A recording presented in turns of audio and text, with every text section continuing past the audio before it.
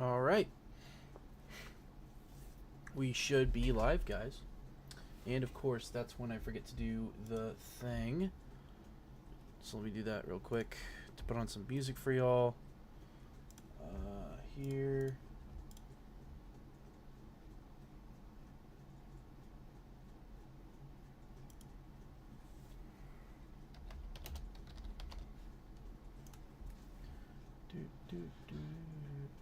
All right.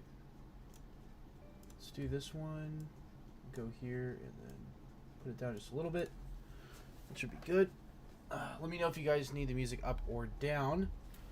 But yeah, with that being said, let me select that so I can see what's going on here. And welcome back to the channel, guys. It is so good to be back once again for another Taco Bell Tuesday stream. Today's topics are, like I said in the description, if you guys read that. If not, I highly recommend checking out descriptions for all my videos, but especially for today's stream. I am live right now, as it turns out. But, yeah, so just to give you guys the quick footnotes for what I was planning for today, I want to take a look at the current metagame real quick, like the top leaders. But then more importantly, I want to jump into the OP17 reveals and spoilers and kind of talk about my thoughts and feelings on that and my general idea of where I think the game is going. And then we will follow that up, of course, with a market watch, both to see things that are going up and down in price right now because of our current meta and things that you may want to pick up or that might already be picked up in price because of these new reveals for OP17. So with that being said, thank you guys for tuning in. If you like today's stream or streams like this, drop a like down below. It helps me out a ton. And what also helps me out a ton is if you hit the subscribe button, because it helps me in the channel. And then if you hit that notification bell, it'll let you guys know anytime that I'm live or whenever I put a new video or post on the channel, anything like that. We're live right now, of course, so you guys can leave chats right there and I'll be able to read it live, or afterwards you can comment on this live stream or my most recent video or any of my videos and I will get back to you guys and respond. I'm pretty sure I respond to every comment so far, so trying to keep that train rolling for as long as we can. But anyways, that's enough of the self-advertising. Last but not least, if you want to, you can share this with your friends or into Discord or whatever with the little curvy arrow button down there so they can check out what's going on as well. But yeah, that's about it for all of that. So with that nonsense being out of the way, we're going to get straight into the current metagame for a little bit before we go into OP17. So here I am on, this is Cardi Kaizoku, his little website that he made here. Not little, it's actually a pretty good one. But it has a lot of really useful tools. I highly recommend checking it out. Not all of them are free. Unfortunately, some of them you do have to use Patreon for. But overall, it is a great asset, and it's got a lot of really useful information, including all of the options with adding things to cart if you want to net deck by a list. So, with that being said, what we are going to do is go into our leader rankings here. Now, before we go into leader rankings, of course, a lot of people know that the best decks in the game right now are pretty undisputedly Blue, Yellow, Nami, Purple, NL, and then, of course, Blue, Green, Luffy, with quite a few other decks being decently strong, but those three really being on top. And it's kind of staled out like that for a while, right? I mean, in OP15, NL came out and immediately shook up the format, and then Blue, Yellow, Nami, of course, rose to power with the end of OP14, and more so EBO3, and then once 15 came out, she got much stronger as well, due to having a good matchup into NL and a couple new tools, and so she's just kind of been dominating since then, along with NL, and really only being kept at bay by things like Lucy and Red Blue Ace. Some of those like slower blue control decks that either play giant characters, out card value her with more card draw, or can bottom deck her options as opposed to killing it because she has stuff like Nami and Robin. So with that being said, we're going to go ahead and jump into what this tier list looks like, and this is just all of the standard private lobbies, which means ranked for the Piece TCG sim. And so if we go ahead and look at this right here, no surprise here, Blue, Yellow, Nami on top, followed by Purple and L, crazy.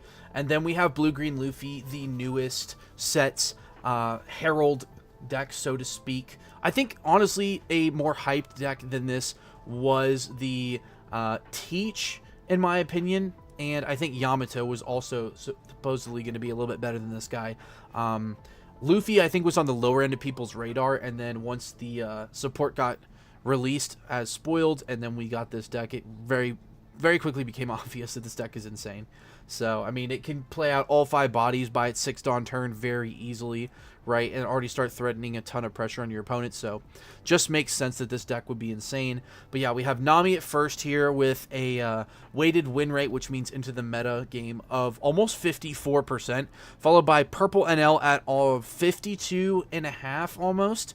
And then we have Blue-Green Luffy at just under 52%, Marshall D. Teach at just above 51, and then we have Rosinante rounding out our top 5 here at 51% and some change. And then to round out the top 10, we of course have Blue-Red Ace, right? One of those Nami counter decks, kind of. Blue, Yellow Boa Hancock, which actually has really good matchups into these other top decks, except for Nami, of course. Calgara, Shanks at 9th, and Red Ace at 10th, so even beating out Black Yamato. I'll go ahead and scroll down as well to check out the top 20 really quick, but I won't go into too much detail on any one of them. But we have Yamato, of course, at 11th, Red, Green, Luffy, and Lucy. We have Krieg all the way up at 14th, followed by Sengoku. We have Cornbread Luffy, aka ST29 Luffy, Buggy, Yellow and L, Luffy Ace, and finally my boy Black Crocodile. So with that being said, what we're going to do now that we've taken a look at that, and before we get into deck list, is we're going to look at the last week's performance. So this is over all of the OP16 meta so far. Now we're going to limit it to just this past week in the private lobbies. So what's been doing good recently? And here we find Nami actually with a higher win rate than even in all of standard. NL I think is about the same here. And then Rosinante actually at 3rd at almost 52% himself. So pretty interesting. And then we have Blue-Green Luffy here with the highest play rate by far of any of the decks this past week here. Almost 17% really.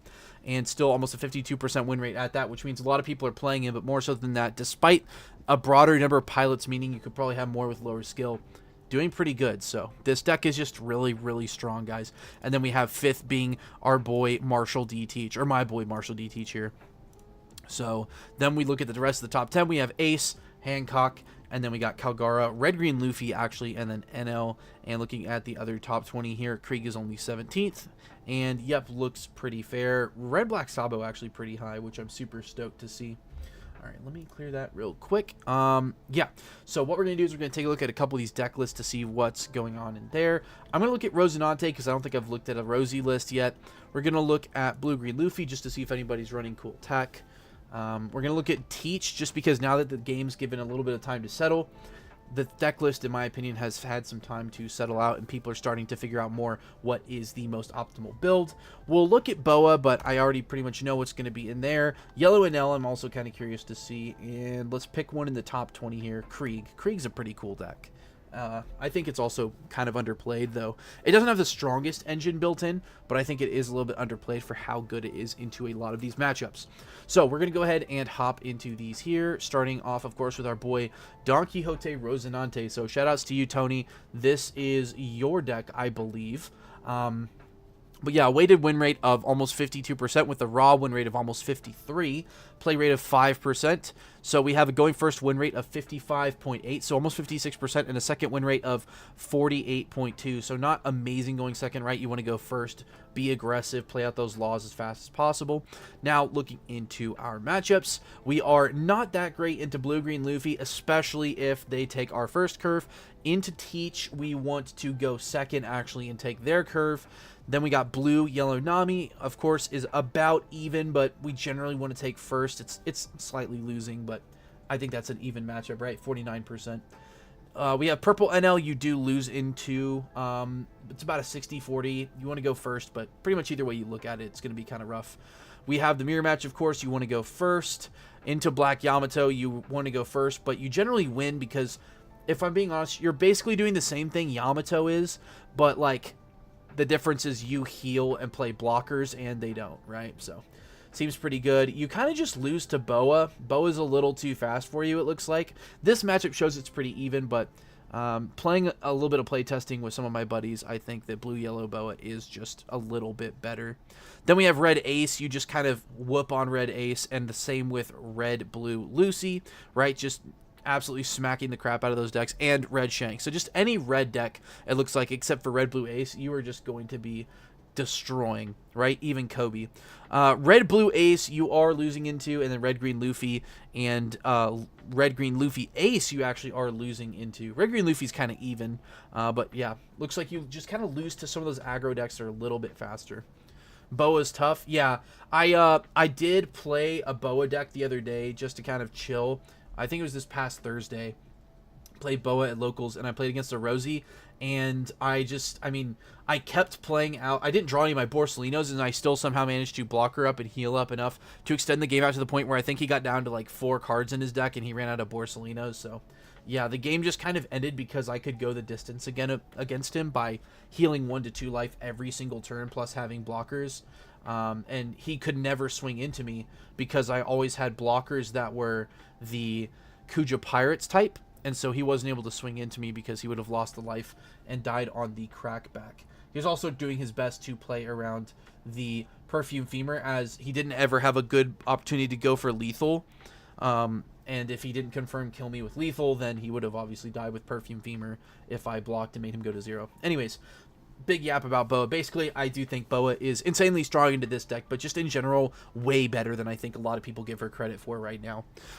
Anyways, let's go ahead and look at the deck list, and we're going to look at some tournament deck lists for Rosinante actually here. So let's see what people are running, where they got with it, and how successful they were. Wow, people are actually playing this Law? What does this do? 3 cost 5k is pretty good. I guess you can play that for 1 Dawn with leader effect, right? Hold on, let me double check this leader here. Make sure I know what it does. Dawn -1, Law with the cost. Okay, so it does cost 3. Interested in Koala with the Yamato engine. Is the Yamato engine, is that just like, hold on, chat. Y'all got me thinking out here. Is Yamato cards, deck lists, are any of these leader locked? That one is? Okay, so Kinemon's leader locked. No. This one has to play Land of Wano's. Yeah, no, I mean, huh. And you know what is interesting about that, actually, Tony, is the 6-cost Yamato, you can play this off of the 8-cost Dragon. Because 8-cost Dragon, let me go ahead and look that up real quick. Hold on, we'll open the deck builder, and then I'll go over here. So if we look up Dragon right now, so this 8-cost SR Dragon, right, this is the one that you play in Koala. This one right here says you can place 3 Revos from your trash at the bottom of your deck in any order, right? So you do have to be running Revolutionary Army, which you're Koala, so you're probably running that anyways. And then if your leader is Revo, you can play any character with a cost of 6 or less from your trash, right? Seems kind of good because you can play out this Dragon here into the Yamato, filter your hand, right? Draw 1, trash 1. And then the only issue I have with this is you won't be getting Rush on either this Yamato or the 8-cost that you play out in Koala. But it is very interesting, right? So, and then you can just go Yamato right here to add that Yamato back to your hand and then play a character with a cost of 2 or less from your hand. Okay, so you can do your Revo Searchers and keep... Okay, I see. We're kind of cooking here. And then this one right here plays a Yamato from your trash on KO and is unblockable.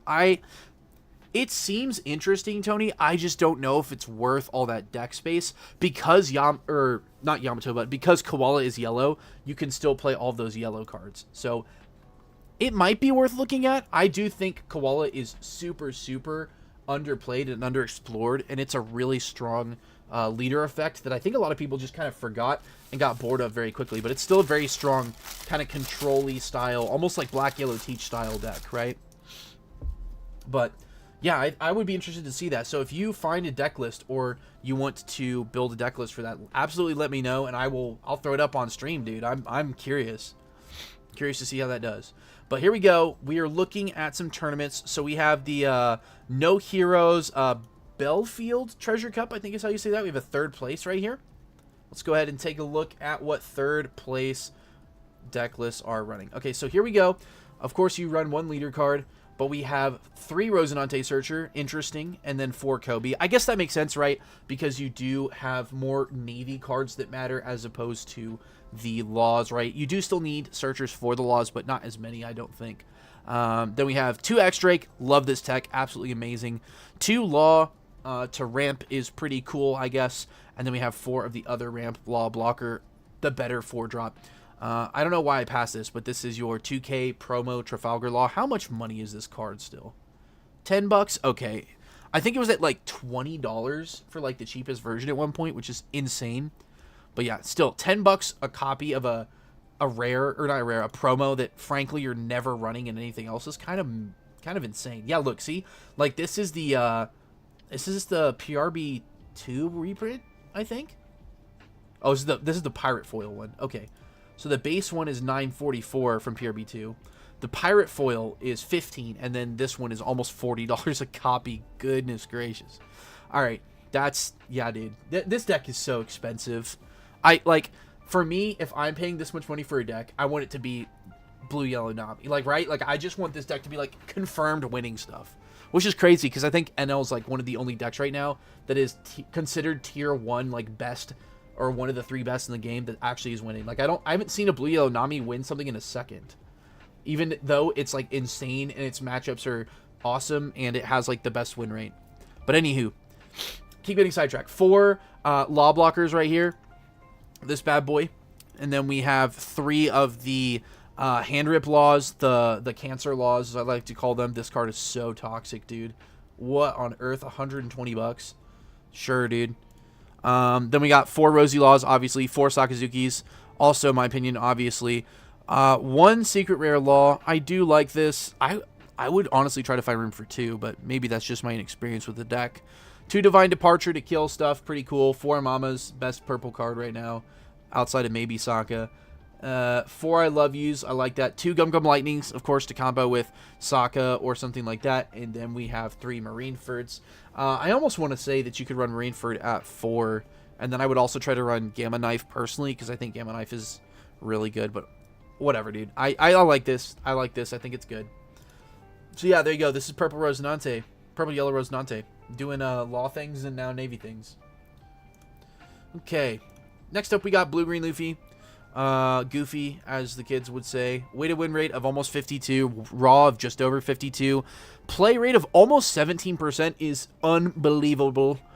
Going first, you actually only have like slightly below a 50% win rate. And then going second, you have a 54+% win rate. So absolutely insane if you go second. If not, I mean, it's alright. Like, maybe you take that versus NL. Our matchup, 50-50, go second. Teach, 6-7%. My fault. But yeah, go second. This deck you want to go second because of the 2 drops. We'll get into it in a second. Nami, yeah, rest in pieces. NL, rest in peace. This is the only reason why I think Blue-Green Luffy will have trouble winning an event until... It might be good in the next set. We'll see. Because it looks like a lot of those decks that are coming out in 17, spoiler to the spoilers we're about to look at, are pretty slow. But I think this one's just going to be rough. Koala deck list. Awesome. This is my favorite format. Just bulk text. All right, I'll decipher that in a second, Tony. We'll get through Blue Green Luffy, and then I'll take a look at that. Yeah. But I like it. Can we copy paste this into Sim? Is that real? Let me know in chat if I'm able to just copy paste that in Sim, because that would be awesome. Okay. Let's get through the rest of these dudes right here. So, yeah, Nami and NL, again, gatekeeping the crap out of this deck, in my opinion. This deck, honestly, dude, this Blue-Green Luffy, in my opinion, is kind of unfair. This deck is pretty insane. But, okay, we can copy-paste in Sim. Awesome. Yeah, I'll do that in a second here, Tony. I'm just going to finish up with this Blue-Green Luffy, and then we'll do that. But this deck right here, guys, it's unfair. You get 5 characters by your 6th on turn with no interaction from your opponent, and even if they interact, it's like, okay, sure, I just replay them anyways. Like, you have the blue buggy, which, dude, this card's broken. Like, draw a card, so it replaces itself. Draw a card and play a 6-cost 6K. So you get 12K power worth, 11 costs on the board, and you make that 6K a blocker for free, and you replace one of the cards in your hand. Like, this is oh my goodness, it's insane. This card is insane. Oh no, I have to play a 2K from my hand. Who cares? It's busted. Anyways, and you have this right here, this Mr. 3. This card needs to get banned, honestly. That card's insane. I don't know who thought that was... I don't know who over there was cooking that at Bandai, but never let him cook again. Get out the kitchen, fam. This card's a problem. part of why I think Nami and stuff. There's a couple decks that have no business being in the meta, but this kind of pushes them to be really good. Anywho, yeah, so these two are gatekeeping blue-green Luffy, which sucks. Rosie, you're generally winning, but you want to go first, actually. So in that specific matchup, you do need to have the headspace and knowledge of, hey, I need to take their curve, right? It looks like that's what you do with NL2, right? You want to take first. Then we got Yamato go second, right? Your curve is stronger than theirs. Also, they want to go second, but it's pretty even. Boa's also pretty even. You want to take second as well. Red Ace, you're generally lose to, but if you go second, you have a really great shot. Lucy, you just smack because you're way faster than they are, and them removing your stuff doesn't matter, right? It just doesn't, because they can't do it fast enough. Shanks is pretty close to even, actually. That's surprising. But if you take their curve, they just get obliterated. Then we got Red Blue Ace. Yeah, rough. You're swinging a bunch of sixes, or in the case of Bonclays, you're swinging sevens because they just become your opponent's leader's base.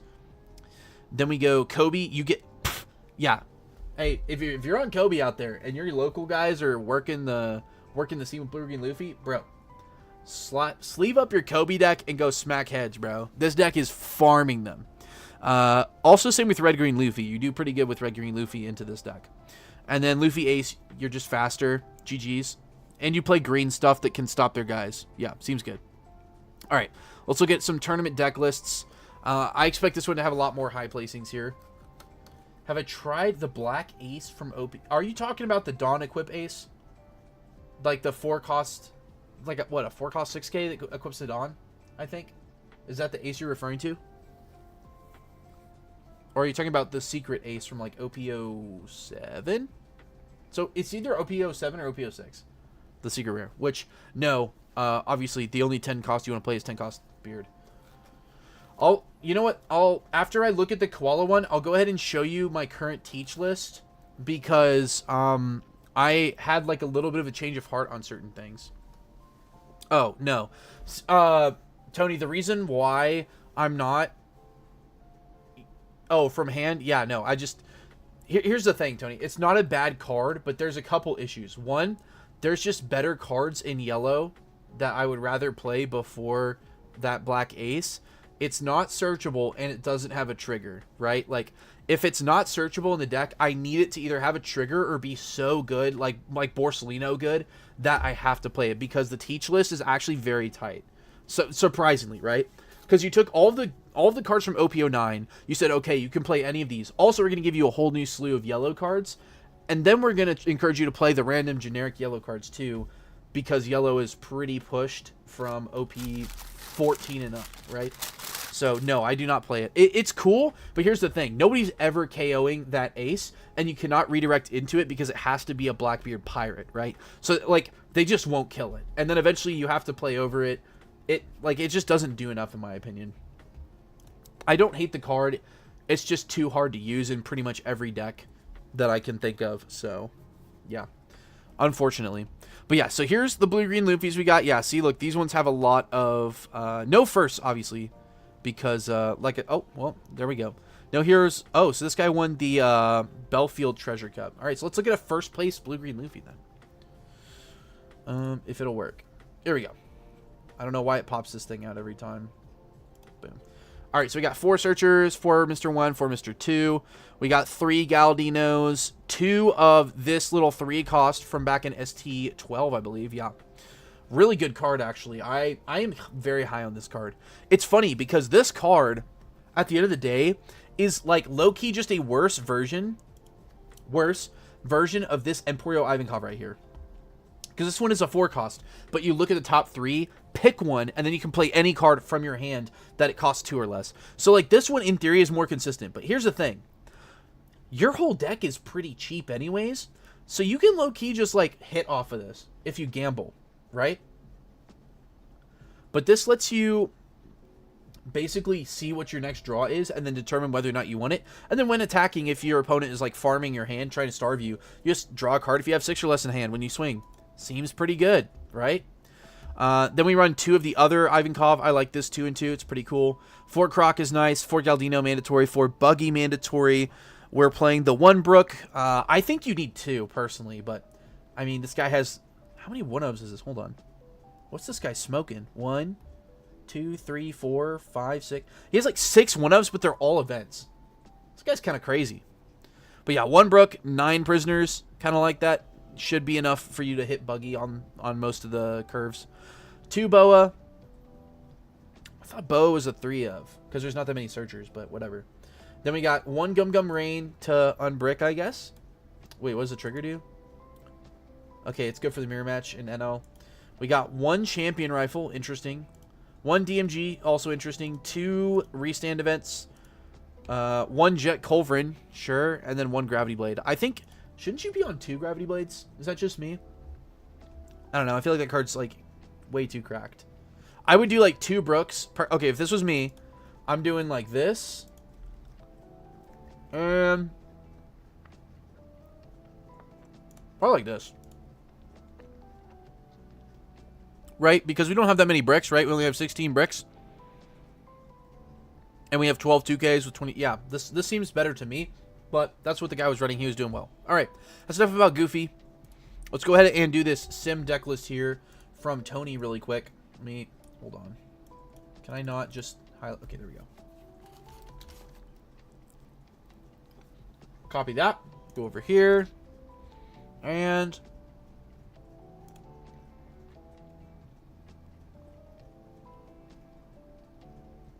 How do I...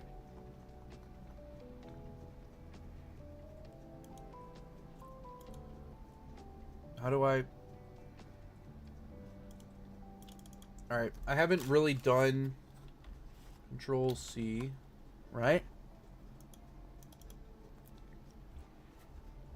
How do I add it to clipboard? Am I stupid?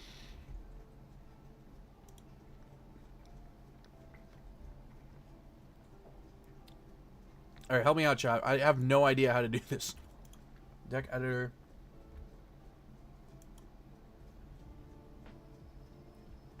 Am I stupid?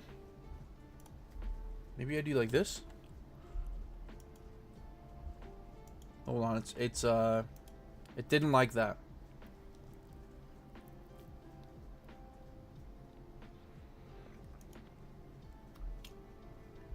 Well, that's awesome.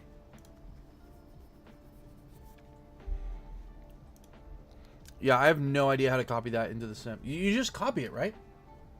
Copy and paste, yeah. Maybe if I do it this way. Copy.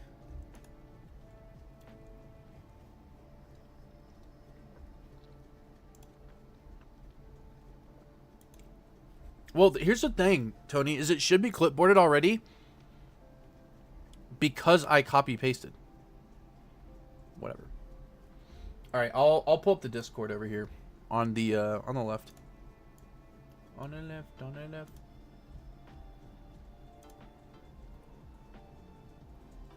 Drop it in deck lists, I guess.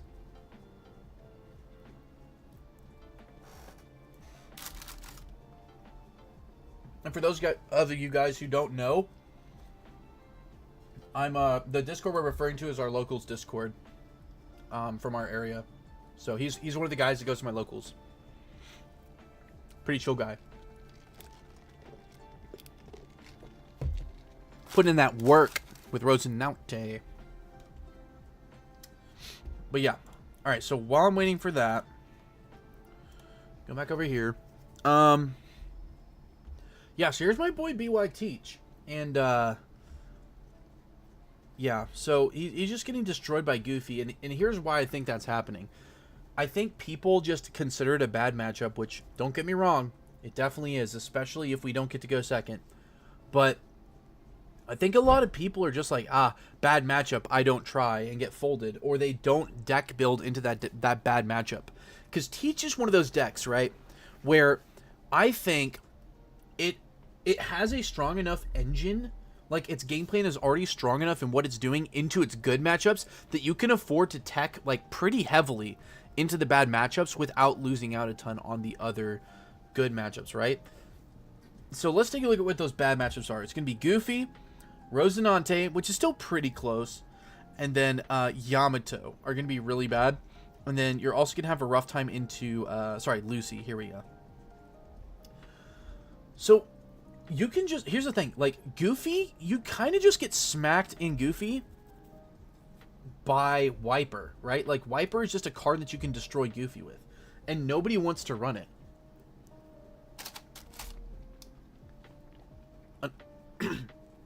Another card that's really good into it is,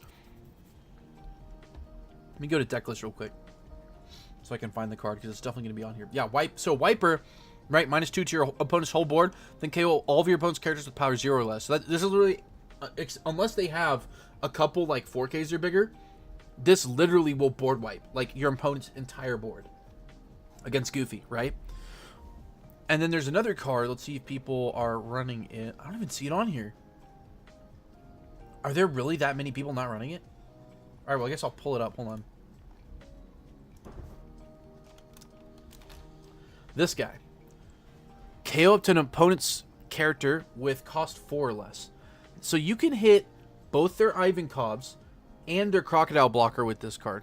Now, granted, it doesn't draw a card, but again, this is like the L Thor in NL. If L Thor drew a card, by design, it would not be a fair card, because you're taking one tempo away from your opponent, so you cannot give another tempo to you, because you're going -1 in hand to play the L Thor, and then your opponent is going -1, so it nets even.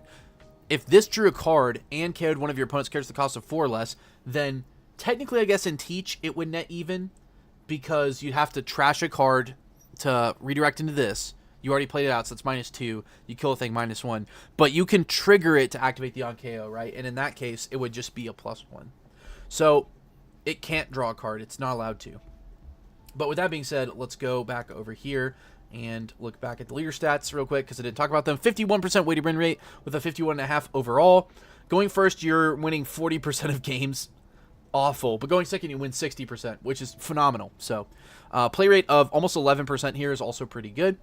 And then other than the Goofy, it's in deck list and I DM'd it. Cool. All right, I will take a look at that immediately. All right, so let's take a pause on the leaders here. And I'm going to go ahead and get that Koala list thrown up, see what we got going on here. All right.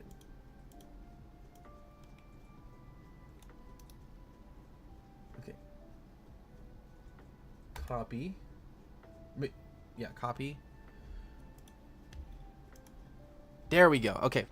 Yeah, I don't know why it wasn't working from I read my streams off OBS. It wasn't working from OBS. All right, so here we go. Nice. A very solid looking pile of non-sloppy yellow card. Well, do y'all consider Borsalino yellow slop? I don't. I just consider it cancer. Well, cancer as far as card design. I don't consider it yellow slop. I think isn't that like specifically reserved for like Thriller Bark piles and like yellow Zoro? But anyways, getting into this, we got 4 Koala Searcher, love it. 3 other Koala. Not the biggest fan of this card personally. I understand why we have to run it. I mean, coming from a red-black Sabo main, I hate this card. I thought I would love it when I put it in the deck. I hate this card. This card sucks. 4 Hack is beautiful. 4 Morley. 4 more hacks. What's our other 2K? Bello Betty.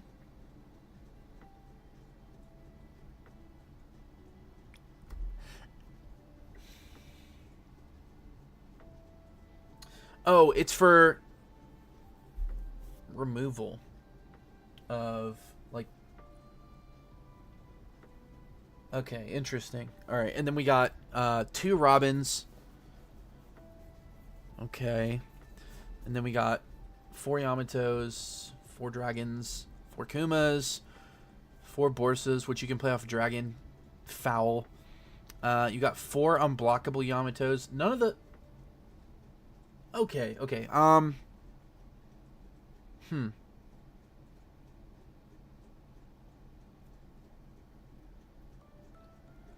Yeah, I know. I mean, we just kind of came up with it on the spot. Alright, guys, so I like the idea of this. Hold on, let me save this real quick. OP16. Save. Okay, so here's my ideas, right? Coming from Red Black Sabo, So here's what the leader's trying to do. For those of y'all who don't know what this is, first of all, I don't blame you. This is like the most obscure leader, like possibly ever, because I don't think everybody was like, this is gonna be broken, and then like when it was getting announced, a lot of people were like, oh, this is broken, this is so dumb, and then it came out and it just went and flopped flat on its face, because you had Green Zoro in OP12, and Green Zoro was like tier 0.5, almost unbeatable. And this did absolutely nothing to stop Zoro at all. In fact, I think this is like immediately countered by Zoro, low-key. The issue is because it's like, it's very generic, right? The leader effect is very generic, but it requires you to run certain cards that I guess just aren't amazing in these colors, or at least they weren't. I think it's just very underexplored right now. Like, this deck is low-key foul if you build it right. So let's go ahead and get into what the leader does. 5k power for life. When it attacks your opponent's leader, if you have 2 or more characters that cost 8 or more, draw a card. Seems pretty good, right? You just get to draw a card for free every time you swing it to your opponent's leader. Once per turn, when your opponent plays a character with an original cost of 8 or more, or when they play a character through an effect of a character, you can activate this effect to make your opponent add the top card of their life to their hand, right? Very strong. What you're trying to do with this is kind of just like, hold on. What you're trying to do with this is when, like, a War of Attrition style, you kind of just go down early in the early game, and then you start slapping down your dragons, your Kumas, your Robins, and you come back in the late game. This build, however, we are trying to play these Yamatos out off of our dragon if we can. I like this idea. I like it a lot. My only issue is we need to get through a lot of cards in order to set up this Yamato combo. And also, maybe it's a me personally thing. I really think, let me pull up the black cards here, if I can read. Did I get it? Yeah. I think the other Yamato in this build is actually a little bit better, because we have Searcher Koala, right? So, I'm going to put, again, we're going to go over 51 here for a second, or 50, whatever. 51 is because of the leader. But I'm going to put these in, and then there's some other stuff I want to check out. So we're going to go Revolutionary Army, and we're going to go black and yellow. So there's not a ton of Revo cards that cost 2 or less that are characters in black and yellow. In fact, there's only Searcher Koala. But you can play it off of this Yamato here, which is pretty cool. I guess, what does this one do? Add up to 1 card. Add one of your leader. This sucks. What? I mean, it's a 2K, but this sucks. Okay, you could play this off of the thing, but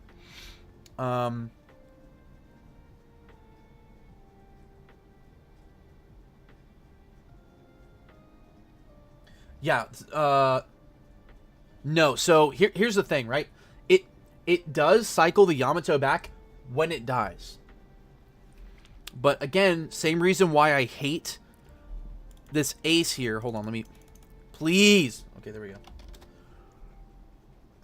Same reason why I hate this black ace here. Your opponent can just not KO it. Like, they literally don't have to interact with it, and then you just don't get value. Like, sure, it's an unblockable body.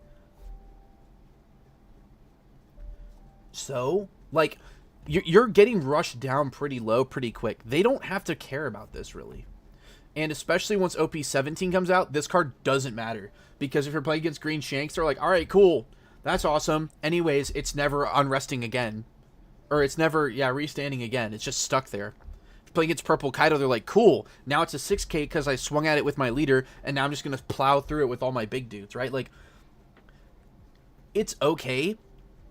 I don't think you need... Oh, this one's a brick, though.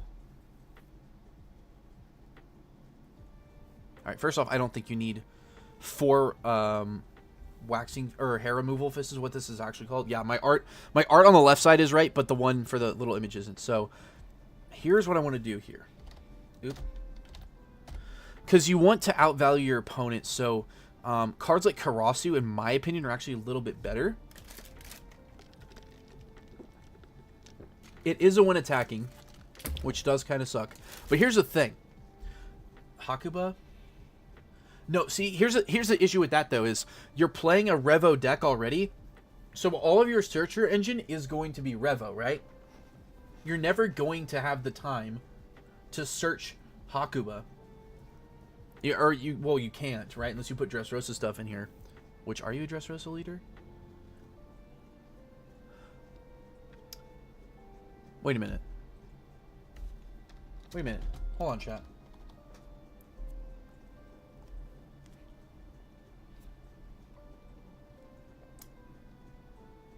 Oh, they have a Dressrosa type. Oh, this card sucks. Dang it. There was a vision and it just got snuffed out. Don't worry about it. Okay, so basically, I think in this deck you need to have a decent way to set up for your late game early. You want to be trashing a lot of cards, and so because of that, I think there's a couple cards we could slot in here to help us do that.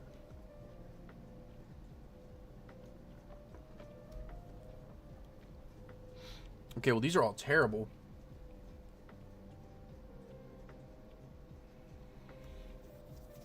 I like this Sabo, but I don't think it'd be good in there either. So probably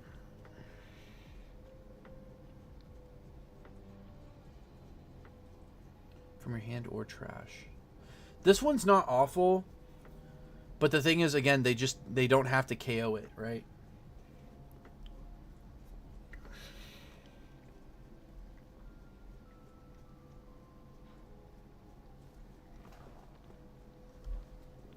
See, like this card, in this deck, this card is actually usable. I know Hakuba is Dressrosa, but there's too many moving pieces at that point. You're like trying to play Wano, you're trying to play Dressrosa, you're trying to play Revo, because otherwise this dragon can't be played, and this dragon's like the whole point of the deck. This Kuma right here might be the answer for this kind of a deck. Let me see something here.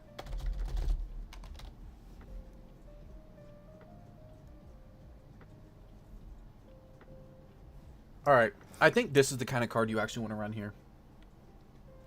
What else we got?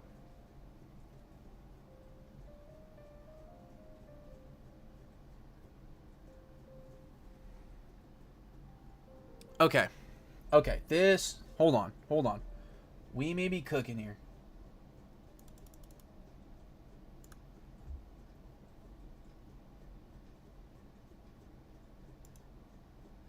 Why did I minus the frickin' Robin? Hold on. So first off, I think this Robin is like low-key a 3 of, maybe even a 4 of. It's like really good. But a lot of these Wano cards, people don't realize, are not locked. So for instance, this Robin here is really good in our deck because it basically doubles as another searcher if we run all of these Yamatos, right? Also, we don't need these Bettys now. This Otama right here is amazing because we're trying to play War of Attrition, and this one here says, oh, well, you know, we can play out our 8-cost Yamato here, right? Get our 6-cost back to hand, play out this Otama, make your dude small, swing into your dude. Because we have 8 costs with leader. Pretty good. So, I think we like that. Alright, how many targets do we have for Revo, though? 4.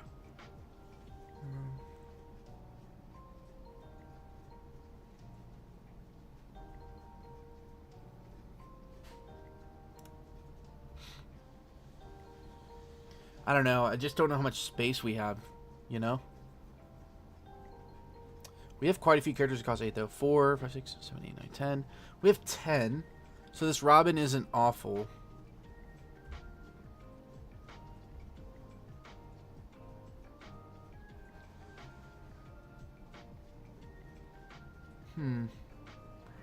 I don't know, man. I don't know. It's definitely not solved. I just don't know. There just might not be enough space, you know what I mean?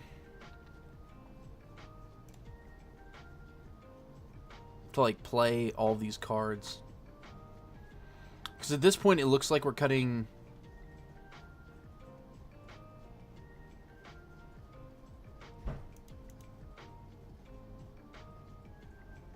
See, but this seems bad.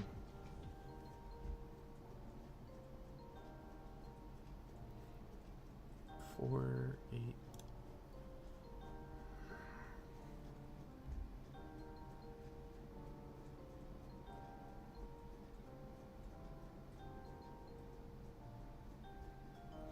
Yeah, but the issue is if I take out all the hacks, then we only have 8 2Ks, right? We have the 4 Otamas and the 4 Morleys. I mean, honestly, this hack should just be the Sabo, first off. First off, if we're going to play a 6 cost, we might as well be playing this one, because this is just a strictly better card, right? So, I don't care about playing 6 cost 7K, because we're bricked. Like, our whole deck is just gas for Dragon, right? We've got Borsa, Kuma, Yamato. All of these are, like, decent options, too. Robin is really good. Alright, how much counter do we have in the deck is my question now. Because I want to put in more cards like this, and I want to put in more 8 costs to trash off this Robin here. Isn't it 8K? Yeah, well, I mean, the 8 cost doesn't matter as much. Because what I'm talking about is for hacks specifically, you care more about it being a 6 cost or less, so that you can play it off a dragon. Because if you don't have better options, you can play the hack off the dragon, so you get an 8 cost 8K and a 6 cost 7K. Right? That's the idea with hack. But this is just better because it's a 6 cost 6K blocker, and it's a 2K that you can play for 3 from your hand to make a blocker if you have good enough trash. So I think this kind of a card actually fixes this style of a deck where you have a lot going on. You're trying to draw into multiple things here. Only issue is we don't have that many 8 costs. So this is a situation where I would almost want to cut the Robins entirely to play 2 more Yamatos. But I really, really, really like the 8 cost Yamato. So maybe the answer is we cut a Koala. Because first off, we just have too many cards. And I want 4 Searchers. We might not need that many Kumas. If we have enough, like, I don't know, man. I don't know. There's just not a lot of space.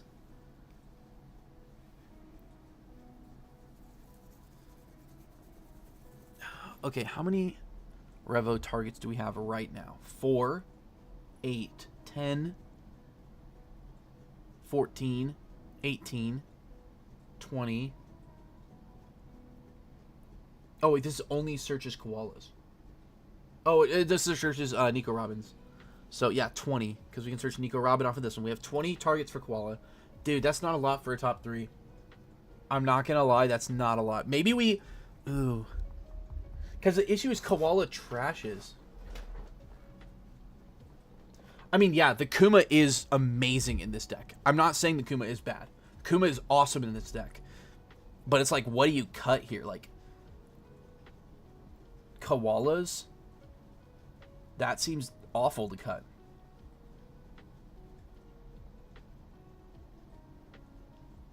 Robin seems like one you could cut.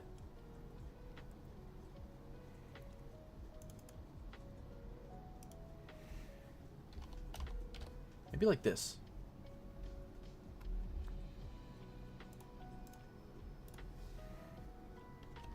Because you want to fill your trash up really fast. And unfortunately, because this doesn't have red, you can't play the Revo stage, which would be insane in this leader. So you're kind of forced to play these really lame events that don't let you...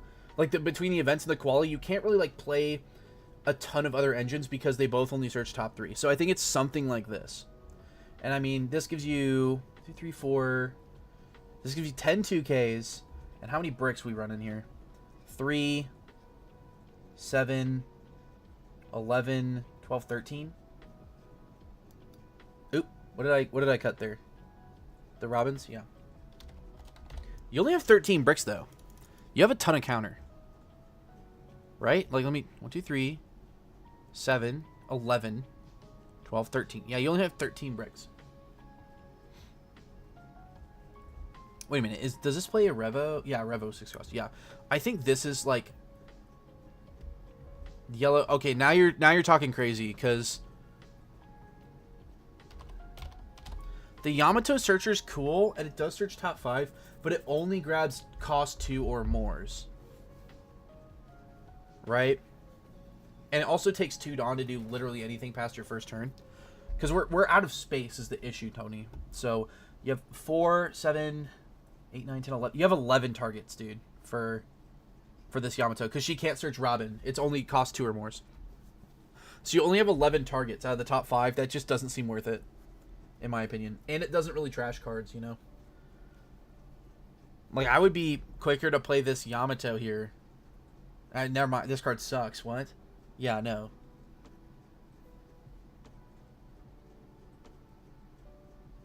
Yeah, like, these are all just bad.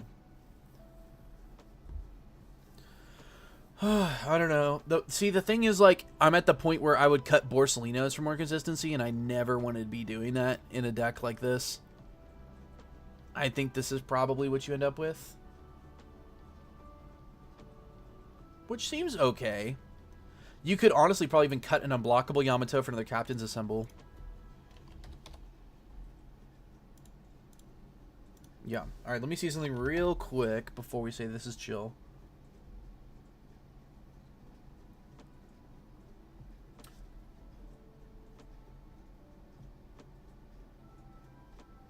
This is good.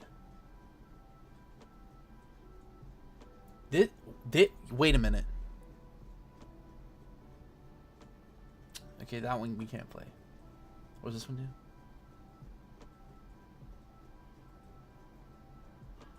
That one's not awful. This one's not awful. This here, though, I like... Ooh. Chat, this makes me want to not play the, This makes me want to not play Captain's Assemble. Because, like... Okay, well, it rests 6, though. So we can't, like, search with this. Maybe we run this event over the Robin Searcher here.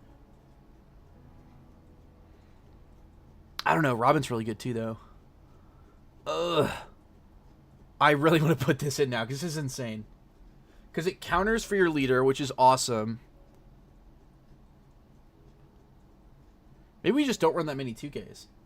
You know what I mean? Like, just have a bunch of 1Ks.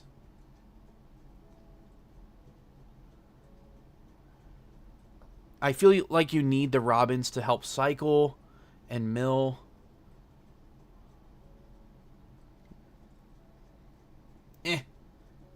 We'll figure it out.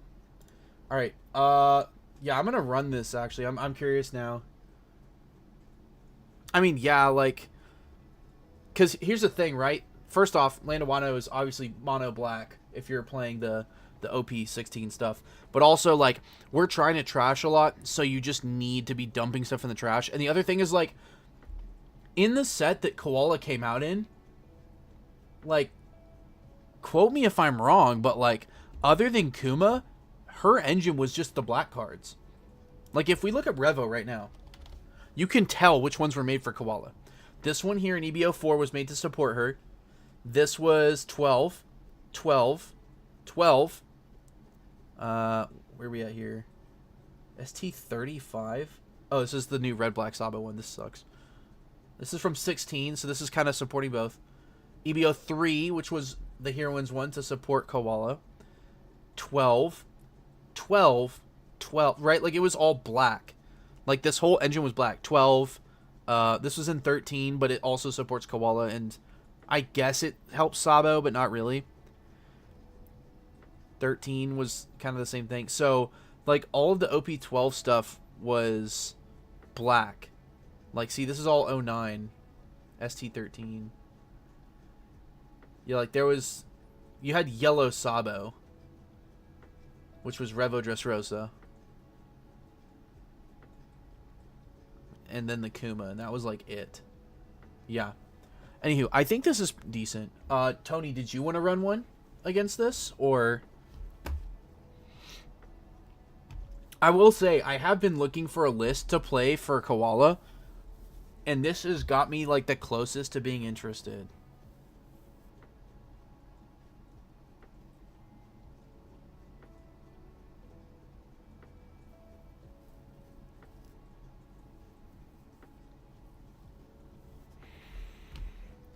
Alright.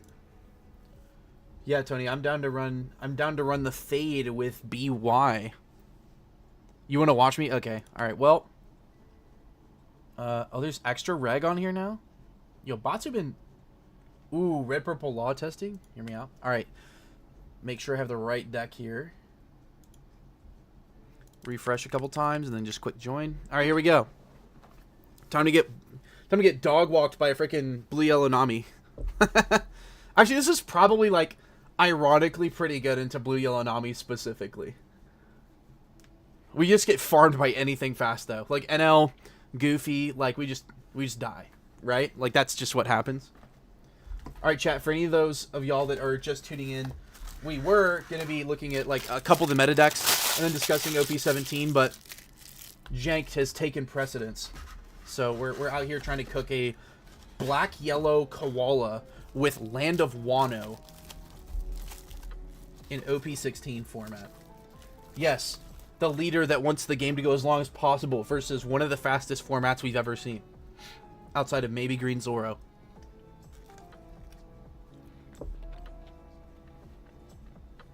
No, you're good, Tony. I was just going to be me yapping until I run out of Baja Blast and then have to go get water, so.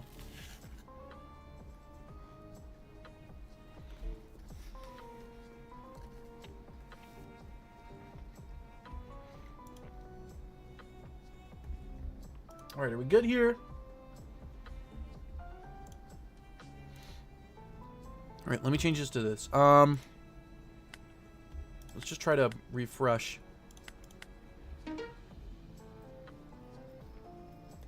What would be funny is if we match into a black Yamato who's doing the same thing but better.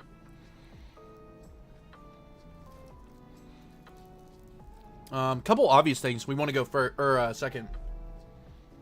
So we get to dragon one turn quicker.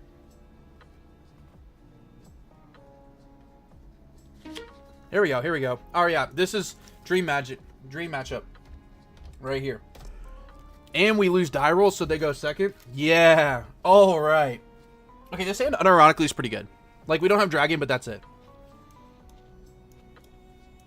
We have 1 2K. Jardon. We're playing the koala. Do we whiff? No, we get Sabo. Cool. So we have...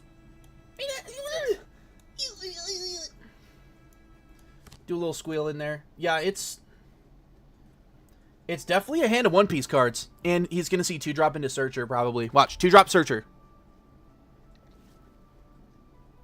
2-drop pass? Yes, let's go. That's what we want to see. Oh, pray for me, chat. Pray for me, chat. It's going to be rough. All right, we could go 5-5, or we could go 7, play a Searcher. I think I like that better. All right, swing in. The cool part is, if he plays Croc, we're taking life.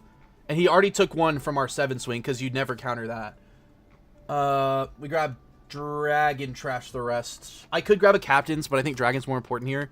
It's a guarantee we have it. It's also our only brick in hand. Kind of funny. I think for cards we're willing to pitch out of here, it's Yamato and Morley. Use card action. You're taking a life, buddy. Got him. Got him. Nice gamble, idiot. You're at 2 life. Maybe we just put Dawn on leader and just swing in every turn, you know? He has no idea what just happened. This poor soul. Look at him.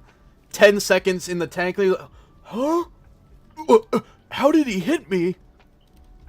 Probably not. This guy's probably really good. I mean, he took second with the deck that wants to go second, right? He's a genius. I feel so bad. This poor guy, like, he's probably really good. I don't know why I'm being so mean. What did he play here? Searcher? Sure. What did he draw? Restand event? Sure. That's fine. We're going to play a hack, and then your whole plan is foiled, pretty much. You don't have a 6-ton way to rest my... Oh! Brook. But then you're not restanding, so I don't really care. Do we counter? We could give him Morley Yamato, and then play the hack next turn. I kind of want to draw. I'm not going to lie. Yeah, and then we just save these for the next turn swings. Yeah, we take this. All right, cool. Another Kuma. We can trash this off of a counter and then play that off of Dragon if we don't need the Yamato yet. Which Yamato is it that we hit? The unblockable? Okay. I'm not going to lie, guys. I wanted the... Okay, can we get that out of there? I wanted the other one, the replace stuff. Okay, so we have 5 Dawn here. He has nothing sideways. Yeah, this is just a 6 play hack, and then we can kind of stave off board here, it looks like. And then there was no reason to play hack first here and draw because we need 2 characters that cost 8. So we're going to go here. I don't want to let the hack go, but if he goes super wide, we're doing it. The cool part, too, is he can only play the weenies. So once he runs out of weenies, like, okay, sure, dude, you can play a bigger dude, and then you're going to take life, you know? And then, I mean, oh, wait, no, this is kind of chopped because he's going to hit us with the boa. All right, here we go. 6K at lead. Why are we committing Dawn first? You have 4 left? Yeah, because now I just block and kill your Mr. 2, right? Because we just know that you put Dawn on it. That just makes sense. I know bow is 7, but it freezes anything. So what I'm saying is we do the dragon play, and then he boas it, you know? Yeah, no buggy prisoner. Oh. Brother? 1 life, brother. Who's the aggro deck now?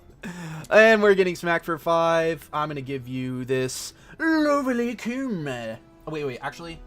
Yeah, because we pitch Yamato next turn off of the off the other Kuma, and we're healing next turn. Another 5. I kind of want to take this, chat. I don't want to give him a 2K for it. What are we thinking? Hurry, we're up in time right now. Do we take or do we give him a 2K? I kind of want to give him the 2K, but we're also about to heal next turn, and we have to pitch a card. So I kind of want to. Yeah, I think we're taking. Yeah, we'll take, and then we'll counter the next swing. All right, that's awesome. Love to see a brick.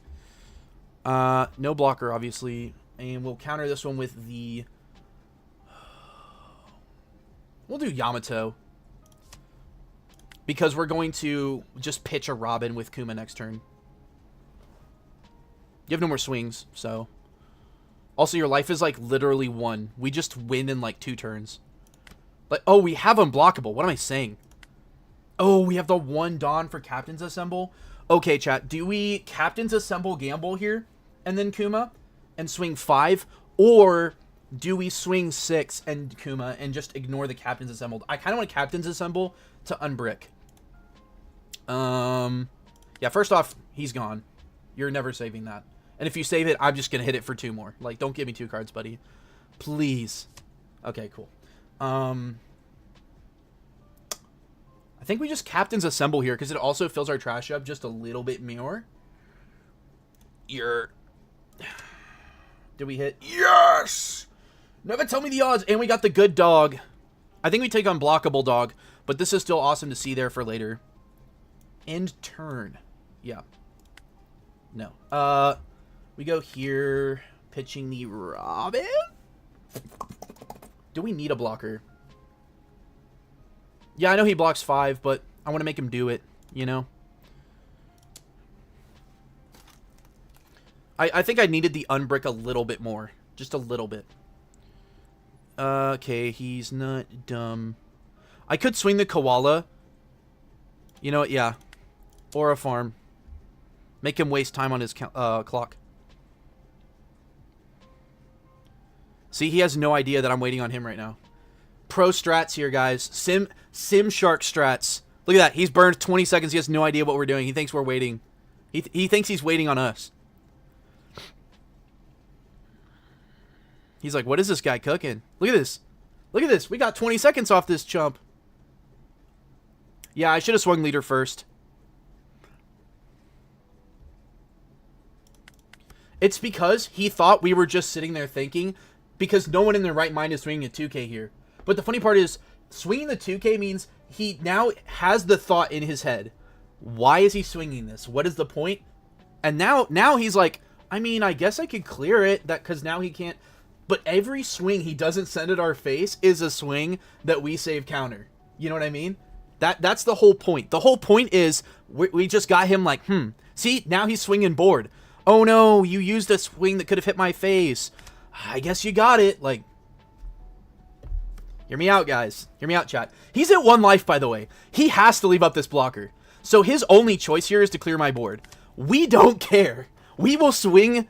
We can swing board with everything except leader every turn from now on. Because you have 1 life, we can just farm you. Like, see what I mean? We just use 2 real swings. Oh no, my Kuma can't swing. I don't care. I'm playing Dragon into an 8-cost Yamato and filtering hand. And then we're drawing a card and swinging at your face. Like, we're just going to farm your hand for the rest of the game. 12 cards in hand? I don't know, man.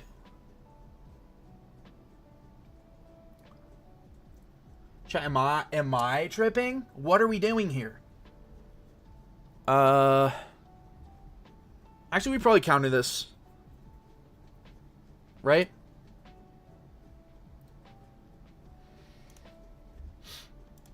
He has a big board, and we can't kill it with Kuma. Yeah, not gonna lie, we're actually in trouble here. I don't even know if we go Yamato. Maybe we just go another Kuma? Yeah, I think we count it, because he's gonna come in for 6 next. Yeah, we'll give him this, and then we'll give him a Morley. And we'll keep the Sabo just in case. Because we have almost enough cards to play out the Sabo for blocker. You know, just drop crap everywhere. No blocker. Give you the Morley. I don't care if I only have 3 cards in hand, chat. Well, the only issue with drawing every swing with lead is I have to send it at his face. Okay, this Robin sucks right now. This Robin makes me want to play the Kuma.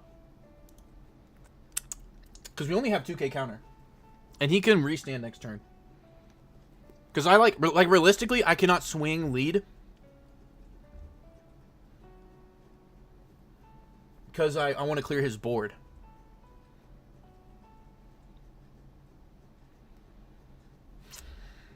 But this leaves me with 2 cards in hand if I play out the heal. I mean,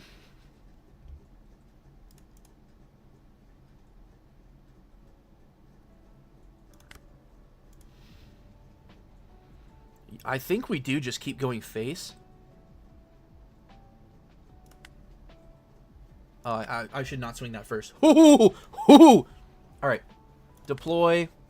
We're gonna stack back our searchers and yeah, just all our searcher cards. And then we're gonna play out a card, and I think. Do we do Yamato here? I think we do Yamato, and then we play Dog, and we force them to freeze. Because then we can just rotate board. Yamato. Draw 1.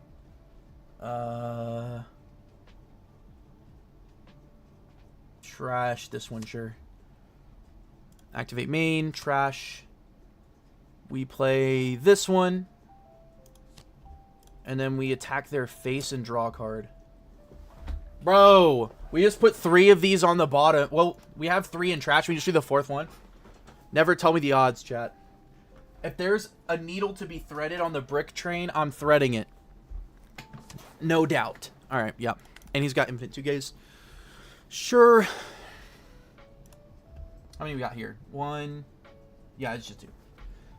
Infinite 2Ks. Bro's drawn 2 2Ks, and he has 12 cards in hand. Sure, buddy. Makes sense. I think Robin might be in our future to help whittle down this hand here. But yeah, it's not like I could swing board. None of his stuff was ever rested. Yeah, see, this is going to lock down the unblockable Yamato because he can't stop that. Oh, yeah, it's a good thing we didn't play Robin here because he just rests it with Luffy. But unless you have 2 Mr. 3s, or like, no, he can just go Mr. 3 Boa. This is actually awesome. Hey, at least we didn't go second, right, chat? Oh, wait. Yeah, because why would we want to go on curve versus the deck that's better on that curve? All right, buddy. Well, he's probably eating a sandwich. 5 lead. We give him a 2K. He's going to restand, by the way. We're probably just dead here.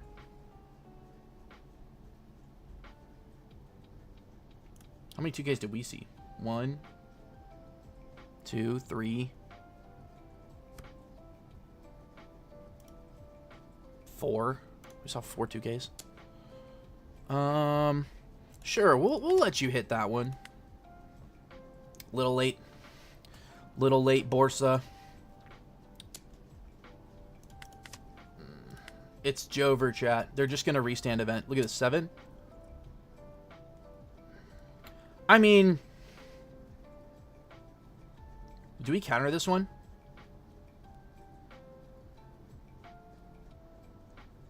I mean, yeah, it like literally doesn't matter.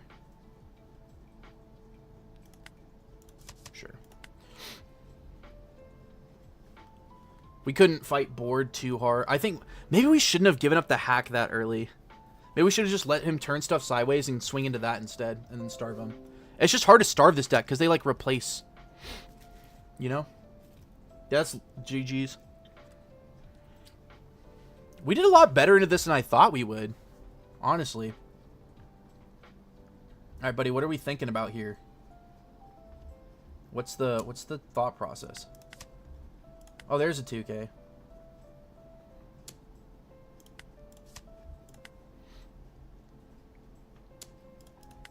Yeah. Awesome. I kind of want to run it again now. Because that was like the worst possible like situation. It was like one of the better counter decks to us, probably, because it's just insanely fast, on their curve. And yeah, I think our only misplay was the hack.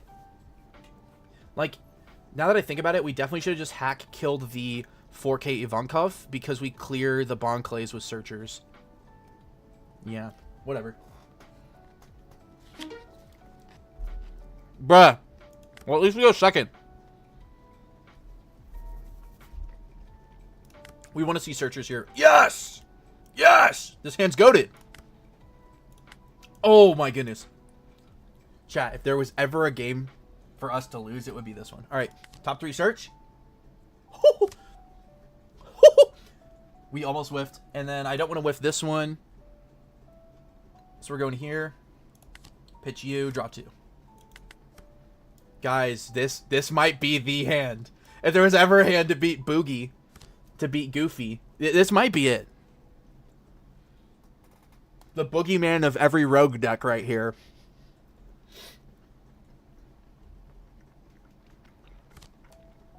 Yeah, of course.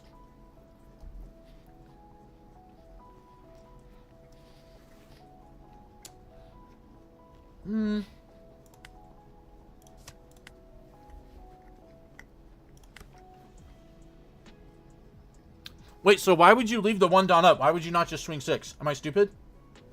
What am I missing here, chat? Alright, here's the question. Do we just play hack and go 5? Or do we go captains assembled and set up?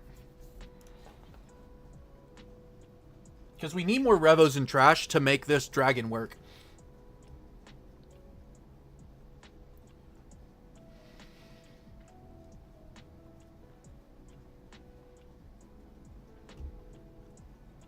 It might just be, yeah.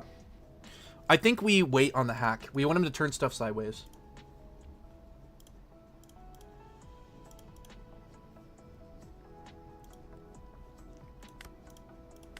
We'll just go 7, give him a card. Maybe... Oh, he used the +3? Oh, this guy's wanting to play his Croc out. Oh, so he's like aggro because he knows he's going to take a life with this. Yeah, we grabbed the Koala. We're still not hitting any Revos into the trash. Koala searches a 2K. We trash the rest. And how many Revos we got in trash? We have enough. 1, 2, 3. Okay, we have enough now. Alright, we have a bunch of searchers to help clear board. We have Kuma for next turn. We can pitch our brick. Buggy, draw 1 into prisoner. Yeah, you're going to take a life for that, buddy. Because I think if we don't make him take life, we do just die, you know?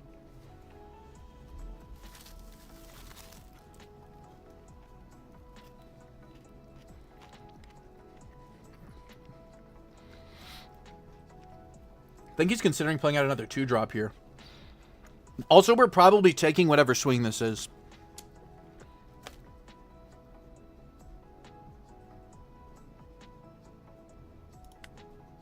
Yeah, we take this. Okay, cool. We have something to pitch off Kuma now. That works. Awesome. We draw 2K. Perfect. He turns nothing sideways. So he swings one of these. What, play dude, read stand? Sounds about right. Okay, do we swing? We could swing 5 at face just to see what he does. I feel like we kind of missed out not playing the hack, but like, what were we going to do? Play it out later? Okay, yeah, this guy's not stupid. Why are all the guys that I play against when they're on like the good decks good? All the trash players are the ones that play random stuff. Like, I'd rather my rogue deck matchups be good and these guys be buns. All right, we're probably just playing the Kuma into their Mr. 3 because it heals us a card. I mean, he's going to have to turn him sideways eventually. His board is full right now. And once he turns them sideways, you know, we're just going to kill them. All we have to do is survive the one turn that he does decide to swing. And then, you know, from there.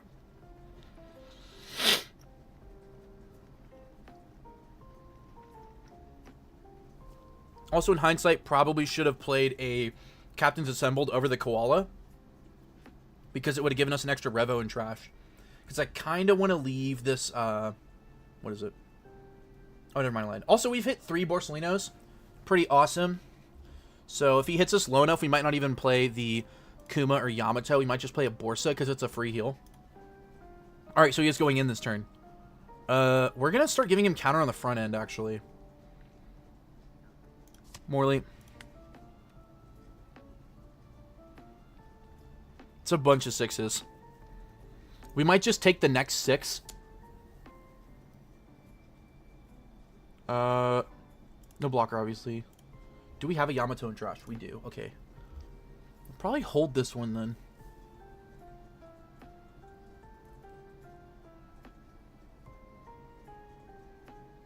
Nah. Because I want to keep the hack, actually, for later. Because the hack is good. We love hack. Okay, Luffy Searcher first. Maybe he doesn't have the Mr. 3. I mean, what am I saying? He has 7 Dawn. Of course he does. He's definitely playing that out. Oh. Okay. I mean, I think I want to take this 6.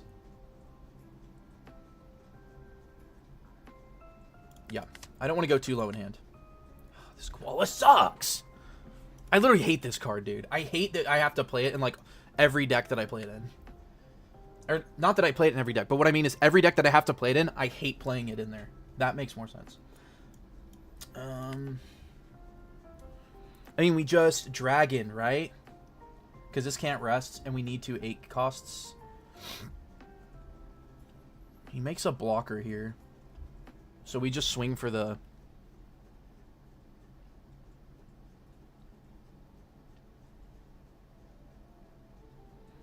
Maybe we just make it unblockable, right? Yeah, see, this just gets smacked by Boa, but whatever. Play out. We'll put a 2K and these 2 back. We can't do Borsa, but we can do a Yamato over the Koala. We want more Revos and trash. We draw 1. Trash 1. We activate main. And we play the unblockable one because we don't have the other one. And then we attack face for 5. Draw a card. Bro! What is it with this Captain's Assembled and always being the draw for turn? This card sucks. Why did we play this? We should just play more Robins. Cut all the Captain's Assembles, more Robins, more Yamatos, more things. Gravity Blade. What was the other thing he hit? Like a Searcher?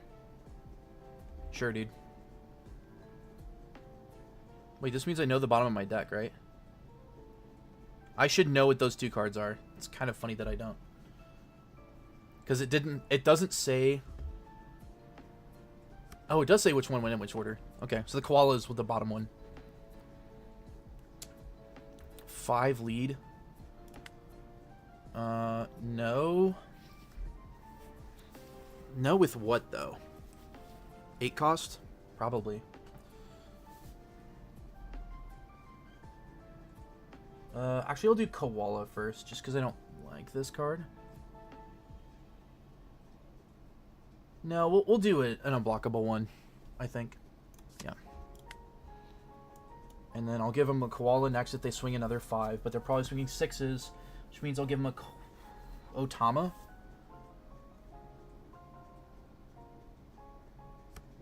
Maybe it's not even Otama. Maybe I just give him the Sabo, because we don't have that many in trash. Yeah.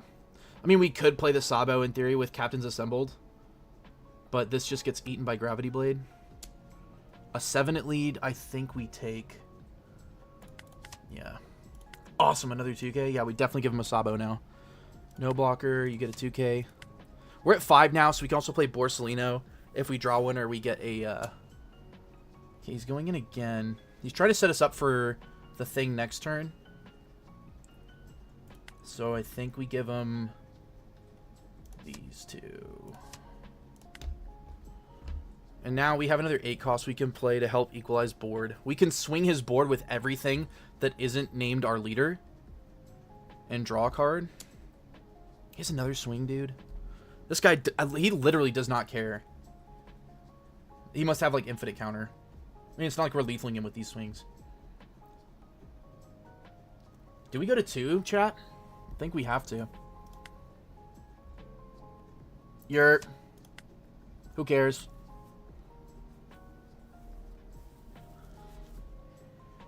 And then we just go clear board here. Oh, he still has the Boa swing. Yeah, don't swing the Boa, buddy. Because we're stacking. We could go Hack Yamato. I hate that. I think it's better to go Captains first. Go to 2. I'm at 2, brother. Oh, you meant 2 in hand? Yeah. Oh! Oh! Lord have mercy, I'm about to bust.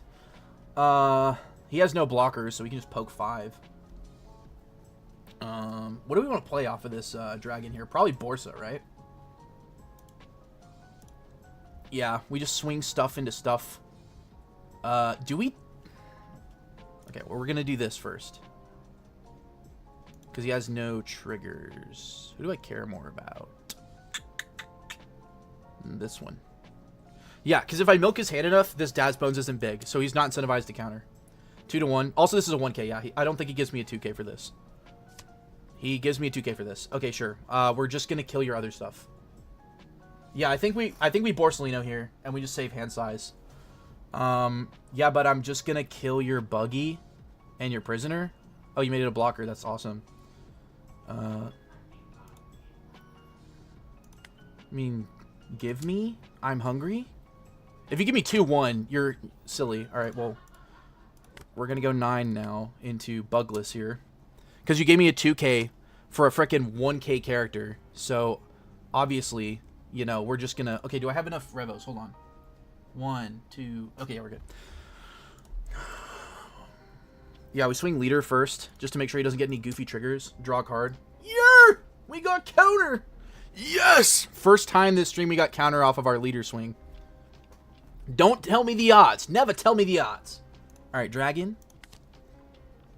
Dragon these cards to the bottom, like... Sorry. And then, yeah, we just play Borsa. Gain 1 life. And turn. Seems pretty good. I mean, sure, he has an unblockable character, but we also have 3 life, so... Dude! That's pretty good. I mean, you have 6 cards in hand. You play one more dude, you do restands, and I survive, right? We have 3 1Ks? Chat, maybe... I don't know if we make it out this turn. If we do, we probably win, but... Because of this unblockable. So, for that reason... He might just go, like, a bunch into my unblockable and kill it, right? But the funny part is, if he decides to try and extend the game, we just go double hack, and he kind of dies, right? Like, what does he do to double hack? You can't rest both of them. They're 8 costs. So unless you're running, like, Nah, he could be running DMG. Brook is also really good. This is really good. He still has 10 Dawn. He's probably going to clear our board here, which is pretty cool. Wait, we can give him this because we just Yamato it back next turn.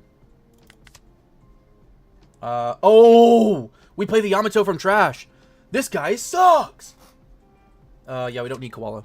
I totally forgot about that, chat. Wait, this guy just gave me a free draw. And it was still a 1K. Let's go. I totally forgot about that. Yeah, Tony, I was about to give him 2 cards for that. No! No! He's gonna kill my Yamato! I don't care. I mean, I do, but like... What's he gonna do? Kill Yamato, kill Dargon? What do you go? If you go Dragon... Okay, guys, do we counter for the Dragon? Methinks... No, because he doesn't have a lot of Dawn. Because if he goes 6s at these, we can save them. But realistically, he's like never going 6s there. Do we let everything go, chat? I need to know. I'm going to tell him thinking.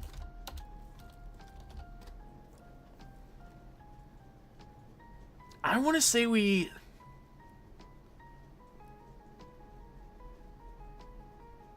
Yeah, because...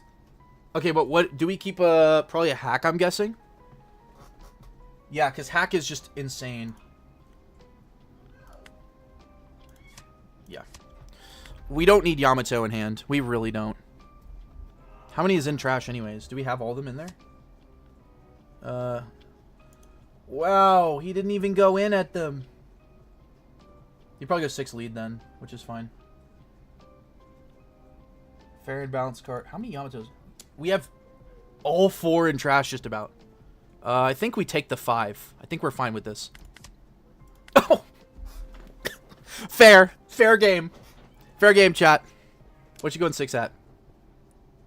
Yeah, that's not how that works, buddy. See? See, guys? I told you. He gets too greedy with his swings, and we just invalidate the Daz bones. That's tough, buddy. Need to learn how to count. Draw a card. Also, yeah, I forgot about Luna, so... Oh, we draw the second hack? Oh, that's so good. He said I'm dumb. I said, lol, I feel you. Poor dude. I mean, you're playing a tier 1 deck versus a tier 8 deck, dude. Like, I need all the help I can get. Do we ever play out Borsa over a Borsa? Methinks yes. We can clear this Hancock, though. You have 4 cards in hand, no Dawn up. I think... Chat, I'm not going to lie. I think we just go, like... Oh, he scoops? Why? You had 6k counter. I mean, yeah, just clear your board, but... Alright, guys. There it is. The meta killer. The meta killer. We did it. Never tell me the odds, guys. You heard it here first. You heard it here first. Taco Bell Tuesday, July the 14th, 2026. Black Yellow Koala is the answer. Clip it. Clip it, dude. Yeah, for sure I was going to play the Borsa over the Nico, but here was my thinking. I was thinking about just slamming 6 onto my Dragon and sending, what is that, 14 at his 9k, actually, it would be 5. I put 5 on the Dragon, send 13 into his 9k Boa, and then if he saves it, I just go 9 to the 9k Boa, and then if he saves that, then I just send leader at face and play out the hack. Yeah, I think, honestly, and another thing, Thomas, is I think a lot of local players, like, don't catch that. They, like, forget that that's part of his effect. They just assume it's a 6k swing. That happens a lot more often than you would think, especially if you're playing a deck like this where you're starving people. So, yeah. All right, guys. Well, you heard it here first. This is the meta killer. You want to beat Blue-Green Luffy? Go with Black Yellow Koala. I can't even get the sentence out. All right, dude. Freaking sure. The meme piece is real. All right, guys. Well, there's your stank. We have some pretty stinky decks so far. Like we had this one here that we made. Purple Biscuit. I don't even know if I played this one. That was my first, like, stinky deck. My second one was this one here. The Impel Down. Impel Down Rosie. Which actually is, like, really good now because you have the green Shanks for a top end. And now we have Black Yellow Koala. Perhaps the smelliest deck to exist. And mind you, the smelliest deck to exist with 0 sloppy cards. Sure, we have cancer. Terminal cancer. But we ain't sloppy. Shaken, not sloppy. Alright. That's gonna... I'm gonna call it that for the BY. We definitely end on the win, right? Like, we quit while we're ahead. Alright, dude. That was something. That was definitely something. Alright. Yeah, I'm gonna be honest. We're not doing the meta talk now. BY Teach is good. Bo is good. Look at this matchup spread. Look at all that green, guys. Unless you're playing Teacher Nami, dude. And I guess you can, like, lose to Goofy if you don't go second. You're just kind of farming, low-key. Like, look at that. All that green. You just lose to these two decks. Which, one of two out of the top 3 that you lose to, you beat the other one, and then you're even into the third. Pretty good. Alright, that's Boa. Yellow and L. You beat Goofy, lose to Teach. Oh my goodness. Yo. Well, oh my goodness, dude. 15%? Yo, just pack it up, pack it in if you lose die roll. Okay, matchup spread. Actually, no. You just get... You beat these two and you just get farmed by everything else. Alright. Krieg. Hey, you beat Kobe. And Blue-Green Luffy. Alright. I do want to look at these, though. So let's take a look at some spoilers. And I'm actually curious to see what you guys' thoughts on these are. So we now currently have 5 out of the 6 leaders for OP17 revealed. So the ones that we already knew about, I'll go over it quickly. Red Edward Newgate, right? So 5 life, 5,000 power, 4 Emperors, Whitebeard Pirates leader. Crazy. It's like our bajillionth red Whitebeard Pirates leader. On opponent's attack, once per turn, you can trash any card from your hand. Your leader or one of your characters gets 4k for the battle. So, yeah, just your whole deck is Rad Beam once per turn. Pretty good. I think this is going to be obnoxious to play against. Is it better than Red Ace? No. I think Red Ace is still better, ironically. But we'll see. Like, the support could be crazy. Like, this deck right here probably goes absolutely ballistic in Extra Grand. Because you just get a stage, right? And the stage is insane. You don't lose your life every turn, too. And Rad Beam plus getting that stage plus not losing a life every turn seems good. Tony, what were you referencing there by saying darn? Or the evil version of darn? Well, are you talking about the game or about this new leader? But yeah, I'm going to look at the leader and then the cards in that color. Ace has a hole in him. Yeah, maybe your Ace does because you're doing some of that crazy work. I see what you put in the Discord, buddy. You're on that side. You're on that side of the freak. Let's keep looking at... Yeah, the 4K is crazy. It's, like, literally... People were like, oh, I'm going to spend 1 Dawn to get a 3K counter. And Newgate's like, what if I did it for free? Like, what if I don't spend a Dawn, but I also get 4K? Like, sure. Like, okay. You want to see how power crept the game is, guys? Look at this. Red, 2 anniversaries ago. Okay, that's Japanese. Thanks. Red, 2 anniversaries ago, said, how about we give something... We give the deck 5,000 power, 5 life. It hasn't had any engine for it, really, before. We give it some okay cards, but it gets a free 1k every turn. And people were like, dude, free 1k every turn? And everybody was standing and trying to main this deck. With 1 search. It was like, you have 1 searcher. I think... Did they even have Uta at that time? I think they had Uta. But you have 1 searcher... And you get a free 1k every turn. And they're like, okay. How about this? To make it fair, you have to get rid of a card, but you get a free 4k every turn, effectively. Or you get a 4k every turn. Like, we went blue, red, 8. Look, so... Alright, here, we're going to make a paper trail here. Here's the paper trail of red, guys. And I guess it just so happens that a lot of them are Whitebeard pirates. But here's the paper trail of red. All right. Let's go ahead and do OPO5 because I forgot what the OPO5 red leader was. It's probably something buns. Okay, if I could spell. Alright, guys, so here is the paper trail of red. Oh my goodness, there's no shot it was Sabo. Okay, it was Sabo and Bello Betty. Okay, so I'm gonna go based off of like this, like more control, I guess. But there was technically 2 reds. Maybe wasn't Bello Betty? I think Bello Betty was like yellow technically. Whatever. Anyways, so OPO5, they were like, all right, if you put a Dawn on your leader, and your dude with 5k power or more would get killed, you can give it minus 1k instead of it getting killed once per turn. Yeah, it is my mom laughing in the background. They're playing some sort of game. It's family game night, and I'm in here yapping to you guys about a paper card game that I'm not even physically playing. Not your fault, mine, by the way. I'm not blaming you. I'm actually just shilling myself out there. But yeah, so they were like, okay, well, if you give one of your own dudes minus 1k, you can keep him alive once per turn. If you put a Dawn on your leader. And they're like, okay, that seemed kind of bad. What if you get a free 1k every turn, but your deck only has 1 searcher? Pretty good. Then they're like, okay, well, what if you can turn anything into your hand into a 2k, but you're a 3 life, 6,000 power leader, so that 2k goes a little bit farther. And then, also, if you take damage or your dude dies, you draw a card. Okay, so I get anything's a 2k now, so I get an extra 2k every turn, and I draw cards if I get hit or one of my guys dies. Okay.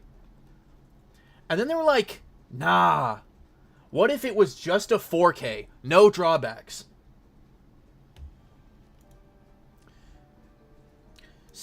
This seems really defensive.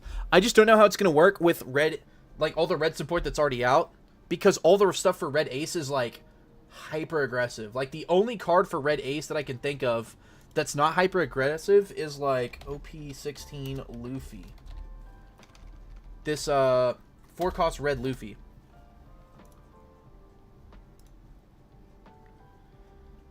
Yeah. So this is like the most defensive card that came out of that set. Because the if you remember the 8-cost SR Newgate, it only buffs your leader on your turn. But this you can play in the Whitebeard technically to buff your leader to 7k power. But like, so they're probably going to make more defensive cards, but I don't know. This seems like a pretty crazy defensive option. And 5 life is nothing to scoff at. I mean, I know it gets blistered through these days with stuff like blue-green Luffy, but they're going to have a really, really hard time closing out the game versus this Newgate. Even with stuff like Unblockable Boa, because all they need is a 1k and anything to get out of an Unblockable Boa swing. Unless they put Dawn on it. Like, that's kind of crazy. Now, it is once per turn, but still. And once per battle. Yeah. Yeah, either the Luffy or the Whitebeard. But this Whitebeard is crazy. Let's get into the other red cards. So we have the Inuarashi and Nekomamushi 2k. So it's a 3-cost 2,000 power slash character. Hey, all you slashers out there. Mink's Land of Wano and Whitebeard Pirates type. Let's just put all the types on it. Why not? This looks like a Yu-Gi-Oh card. On play, up to one of your Land of Wano type characters or a character with a type including Whitebeard Pirates gets Rush. Okay, so for your 2k slot, if you pay 3 Dawn, you can just make your leader red ace. This is pretty fine. I think this is actually, like, objectively poor. Like, on a scale of 1 to 10, I would give this, like, a 4. But that's, like, a 4 looking at, like, the entire card game. Like, in today's metagame, I'd probably give this, like, a 2 or a 3. I mean, it's searchable in, like, literally everything. But, seems alright. There's some cool combos you could probably do with this. This is probably for red Newgate to play with, like, his mid-range stuff. To, like, give it some oomph, you know? But, I mean, you're playing a 2k out, too. Like, you're going -2 to get something Rush in hand, right? And one of those minuses is a 2k, so, And then the other red card is the 4 Emperor. I think all the leaders got revealed, like, 1 random extra card and then a 4 Emperor. So the 4 Emperor for red is obviously Edward Newgate. Makes sense. 10 cost 12k character with the special attribute. If your opponent has a character with 10k power or more, give this card in your hand -4 cost. So if your opponent is playing purple NL or anything worth a darn, you get to play a 6-cost 12k. I mean, it's a brick, but seems pretty good on base. And it's Whitebeard Pirates type, so, you know, if you're playing this in Red Ace, give it Rush. 6-cost 12k Rush. Sure. At least it doesn't do anything else, right? Right, chat? Oh, there's an on-play. Your monocolored leader's base power becomes 8k till the start, till the end of your opponent's next end. Oh. Yer! Okay. First off, I hate that they said monocolored. Not that I think this should be for any leader. Not what I'm saying. But I hate that this says monocolored because that's, like, super narrow. That being said, yo! 8k base power. Now, something to keep in mind here, guys. Alright, I'm going to pull up that red Luffy again. Okay, well, it's just not going to... Awesome. There we go. So, to keep in mind here, guys, this red Luffy card, right? Your leader in this character's base power becomes 7k. So, if you play... Yeah, Red Ace is eating... Dude, Red Ace was already eating amazing because of Luffy Ace, plus OP16, plus, I guess, technically, like, EBO4 plus OP13 aces, like, trickle downs. You know, because I think there were, like, a couple red cards in there, like Garp, that's really good. But yeah, now they're like, hey, what if we just gave it another follow-up set that is also Red Whitebeard Pirates?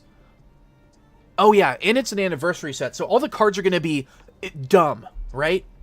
Crazy. Now, one more thing to note, that 10 cost Whitebeard does non-combo or nombo with this Luffy. So if you make your power 8k with the Whitebeard, and then you play this Monkey D Luffy, and on your opponent's attack you trash an 8k, what happens to this is all of a sudden your leader actually goes back down to 7k, because unless I'm mistaken, correct me if you guys know the ruling, in a game where you have multiple things apply static effects, it checks the most recent one. So this would overwrite your 8k and make you a 7k leader. So it actually doesn't combo with this Luffy here.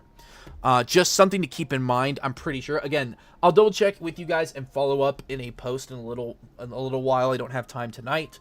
But it would, from what I've read already, not combo with that Luffy. But, yeah, I mean, yeah, 6 drop 10k that makes you an 8k leader till your next turn. Stupid. Yeah, also, Red Law eating good with this new gate. Can't play it in Rayleigh, so that sucks. Are there any other red monocolored leaders? I guess you could play this in Zoro in Extra Grand. That's pretty funny. Shanks, too. This actually... Wait a minute. No, this is dumb in Shanks. Because this, like, you could probably replace your 9-cost Shankses with this. Because the on-play still works, right? So you go 10 for this new gate, and then you just become an 8k leader with a free 1k return. Seems good. But if you can play this for 6, you can go 6 for the new gate, and then play like a 4-cost Shanks blocker, or 4-cost Lucky Reblocker, or like a 2-cost Uta, plus like have some Dawn for some stuff. Seems really good. Yeah. Insane. One of the best red cards to be made, possibly ever, outside of the leader. Now we're going to get to OP17 tag 020, the card the stands were born for. And also probably the reason why I might quit this game in OP17 based on how it's looking to shape up. OP17 green Shanks. They did not give it film type, so, you know, suck it, all you Uta players that thought you were getting value. You know, go die in a hole, I guess. Activate main once per turn. You can trash... I didn't mean that, like, to you Uta players, by the way. I think Uta's chill. This definitely should have been film. But, you know, that sucks, dude. But sucks to suck, right? Anyways, Shanks, 5 life, 5,000 power, monocolored leader with the slash attribute. Mihawk players, keep your ears perked. 4 Emperors and red-haired pirates type. He says activate main, goodness gracious. Once per turn, you can trash a card from your hand or rest one of your Dawn cards. I'll give you 2 guesses which one I'm trying to do. And then up to one of your opponent's rested characters will not become active in your opponent's next refresh phase.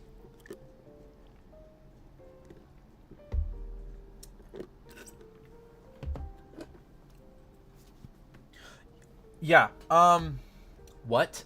Right? Like, okay, you have 5 life, and you're a 5,000 power leader. Sure, you're Slash, so Mihawk theoretically might have a good matchup in you, but, like, up to one of your opponent's rested characters. no cost of whatever, just doesn't become active in your opponent's next.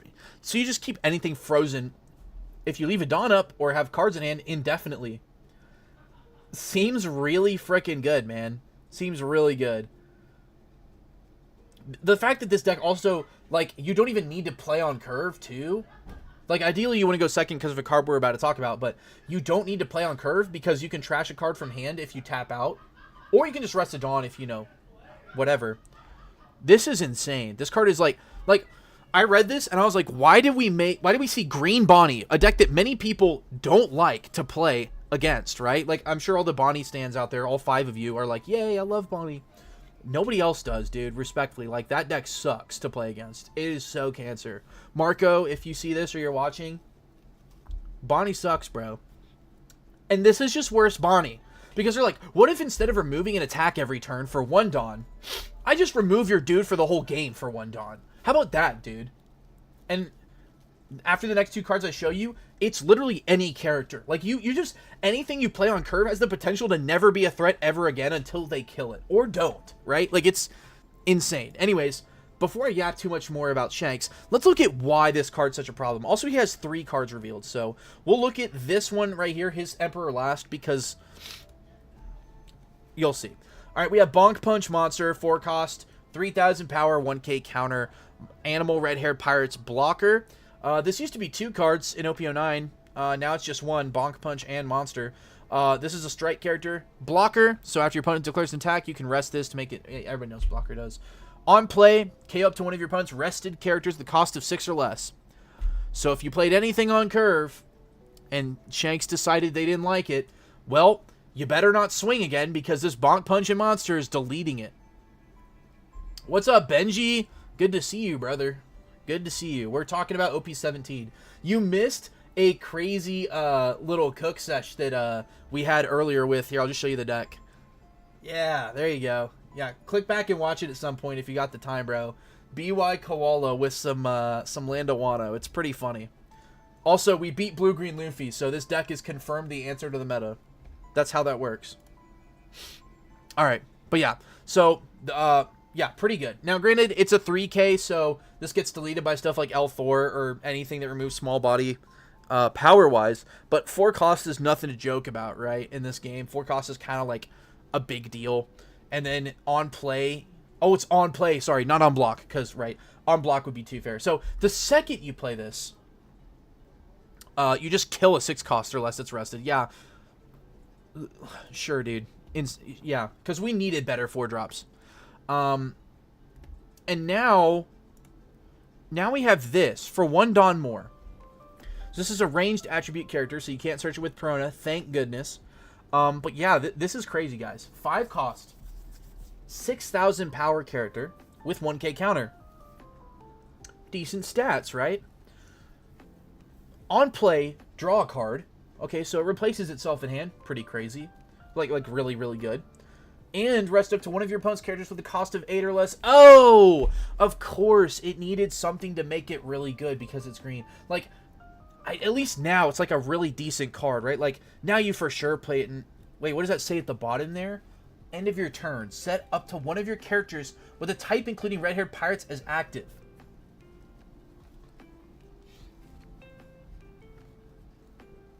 Bandai. When we said yellow was a problem, first off, I wasn't saying yellow was a problem. It's just annoying to play against. What we didn't mean buff everything else to be equally cancerous. What we meant was ban Borsalino, respectfully. No hate to the Admiral, but that guy sucks. Like, ban that card. And then just, like, chill out. And they're like, nah. How about... That green Shanks leader deletes anything by the 5 Dawn turn. Also, you're never killing my board because it's always up straight. Like, this card is so good in literally everything that's green. Like, okay. Let's just go down the list here. Green Shanks, obvious. Amazing card to play on curve. It replaces itself in your hand. If you got your even curve, you're going 5 for this, 1 Dawn to freeze whatever the 8 cost or less you just rested with Yasop was. And then you can restand a Searcher if they have a rest Searcher, because that would just, you know, go crazy with this. Or one of their smaller bodies, right? Anything like that. But let's keep going, right? Green Mihawk. Yeah, you're playing Yasop, right? It draws a card and rests at 8 cost or less. You can kill it because you're a stun and a freeze and a control deck. And then end of your turn, you just get to restand it. So what you can do is in Mihawk, this is literally just 9 cost Mihawk on steroids. Because you play this, rest an 8 cost, leader effect, because this costs 5, rest this, restand 3, so you have 3 Dawn raring to go. You replaced the card in your hand, by the way, so this was literally just free to play. It's a 2 Dawn. It's a 2 Dawn cycle a card, and, yeah, get a body. And then at the end of your turn, you just stand this back up, so it doesn't even get swung into, right? Like, this is just insane. Oh yeah, what was the thing I forgot to mention? 6 cost Law plays a 5 cost green character.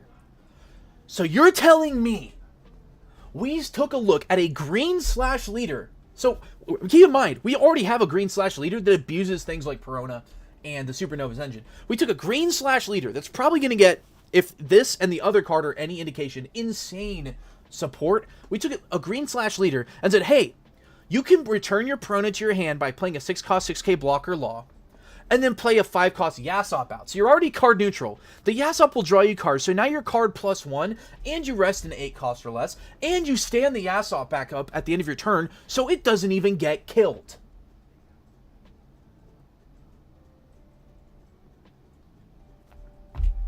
I mean, we have our cake and eat it. Like, the thing is, you can go second in Shanks, right? You can go second in green Shanks. Play the 6 cost Law on curve. Bounce your Perona. Play out the Yasop rested. Rest at 8 cost. And draw a card. So now you're +1. Now the card that you trash from your hand nets you even. It nets you even. For freezing the guy that you just rested off the Yasop play on 6 Dawn. Anything, by the way? Oh, yeah, and you restand the Yasop so they can't swing at it. I know I'm, like, making this seem like a big deal, guys, and it's not really. I'm kidding. It is a bit. This is crazy. This card, this is a crazy power creep. Like, if you guys aren't worried, if you aren't, shiver me timbers. Eyes up, Guardian. Like, it's about to go down. If we don't see, like, if a ban list comes out that hits the current decks in the format hard enough, and by the current decks I mean NL and Blue-Green Luffy, and I guess Blue-Yellow Nami, but mostly NL, Blue-Green Luffy, aggro stuff, this deck, I mean, this would probably get into those anyways, but this deck right here is going to be, like, a problem. Like, potentially tier 0 problem. And I've seen a bunch of people, I've been talking to people on Discord about it, right? They're like, yeah, well, it just dies to aggro. Did we forget that Perona is a card? Like, again, we have 3 reveals for this, and the reveals are a leader that freezes anything for the whole game if they want to, a card that rests anything, replaces itself, and restands itself, or another card, a 4 cost blocker that kills any 6 cost. Guys, this is not like the kind of cards you see for a deck that lose to aggro. This is the kind of cards you see for a deck that beats aggro. Like, this is, I don't know how much more I need to say. Plus, like, let's just go through the list of green cards that, like, spank aggro that we have right now. Perona. Okay, pretty good. Law. Can play any of those out. Carrot's decent. Right, we could play Carrot. We have blue-green, or we have the new green Rush Luffy that you can play in this deck to give it Rush. Rest down one of their blockers, any cost, and then freeze it with your leader. That only costs you 5, well, I guess 6 Dawn if you don't want to pitch a card. You know? Yeah, Dead Man's Game. I know you're strong, so go out for the very start. Electrical Luna. Like, literally the list goes on. Like, you can just, we even have 9 Sword style Rashomon. Let me pull that one up real quick.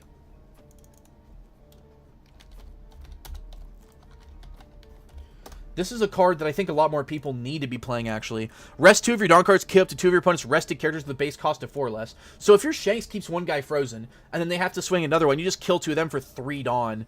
Kind of crazy, right? Yeah, this deck is really kitted out to be like a solid tier 0.5 or 0. right now, and that's without other stuff. So the only thing gatekeeping this is if there's no ban list, which in my opinion, big if true, and if these other decks in the set aren't cracked, which they look good, don't get me wrong, but I don't think anything's on this level. This is crazy. The only thing holding this back is the fact that there's another green deck that low-key beats this because of this slash attribute, and that's Mihawk. Mihawk, I think, has the potential to beat this deck because it can use every single card that this deck uses. All right, and, oh yeah, we didn't even talk about the reason why this is tier 0. Because this right here, really good, right? Like, yeah, sure. Why is it good, though?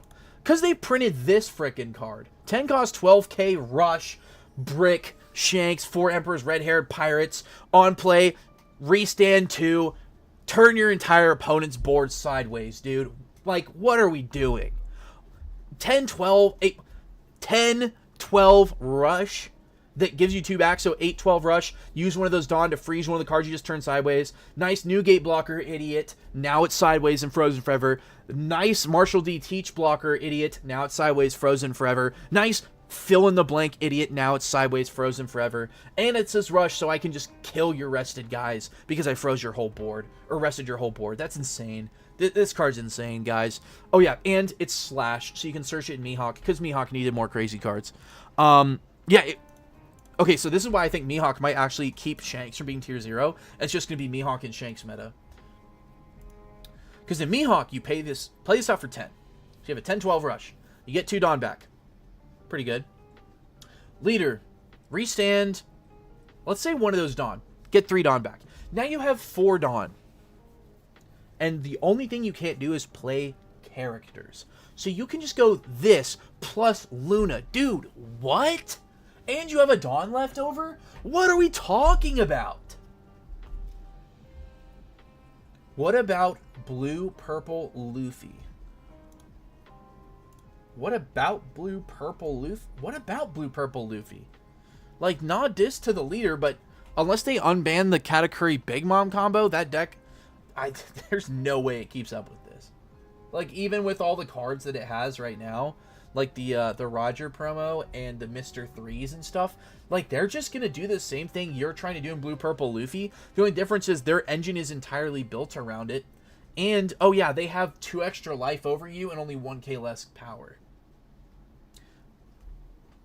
Like, you know what I mean? And they can run Laboon, so you can't even Gravity Blade stuff like their Yasop, you know?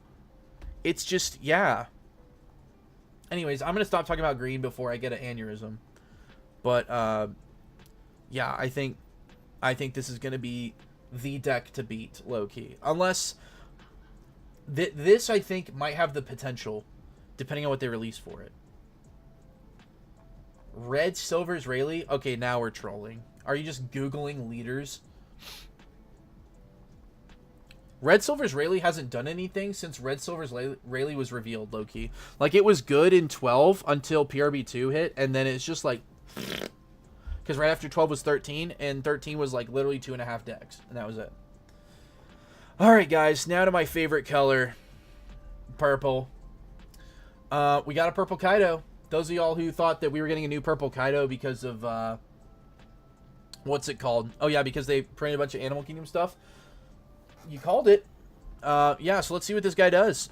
It can't be that good, right? I mean, Shanks is... They must have put all their design work into Shanks, right? 5 life, 5,000 power, monocolored purple leader. When attacking, on your opponent's attack once per turn, Dawn -1, give up to one of your opponent's characters -2k power during this turn.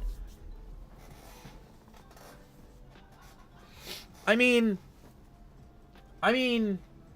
yeah, purple is best color, dude. I love purple. That being said,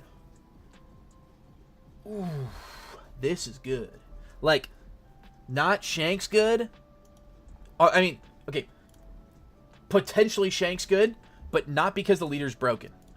Like, Shanks is good because Shanks broken, and the support is, like, actually insane. Like, I don't know what they were feeding these guys, but feed it to, like, the black community. Whoa.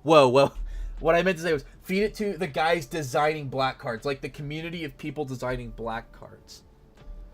Because black hasn't been good since like 07, dude. Green is okay, but Blue Onami's kind of wild right now. I mean... Okay. All right. Soapbox time. Yes, Blue Yellow Nami is a problem because that leader gatekeeps so much. You know what? Hold on. Heart to heart. Heart to heart, boys. Yes, Blue Yellow Nami is a problem. I will admit it. As a lover of the deck since it came out in OP11, even I recognized at the time when it came out in OP11 that that deck was going to be an issue. The only thing holding it back was that it got literally no support on release at all, and Blue Purple Luffy was released in the same set and was tier 0.5 at the time. That being said,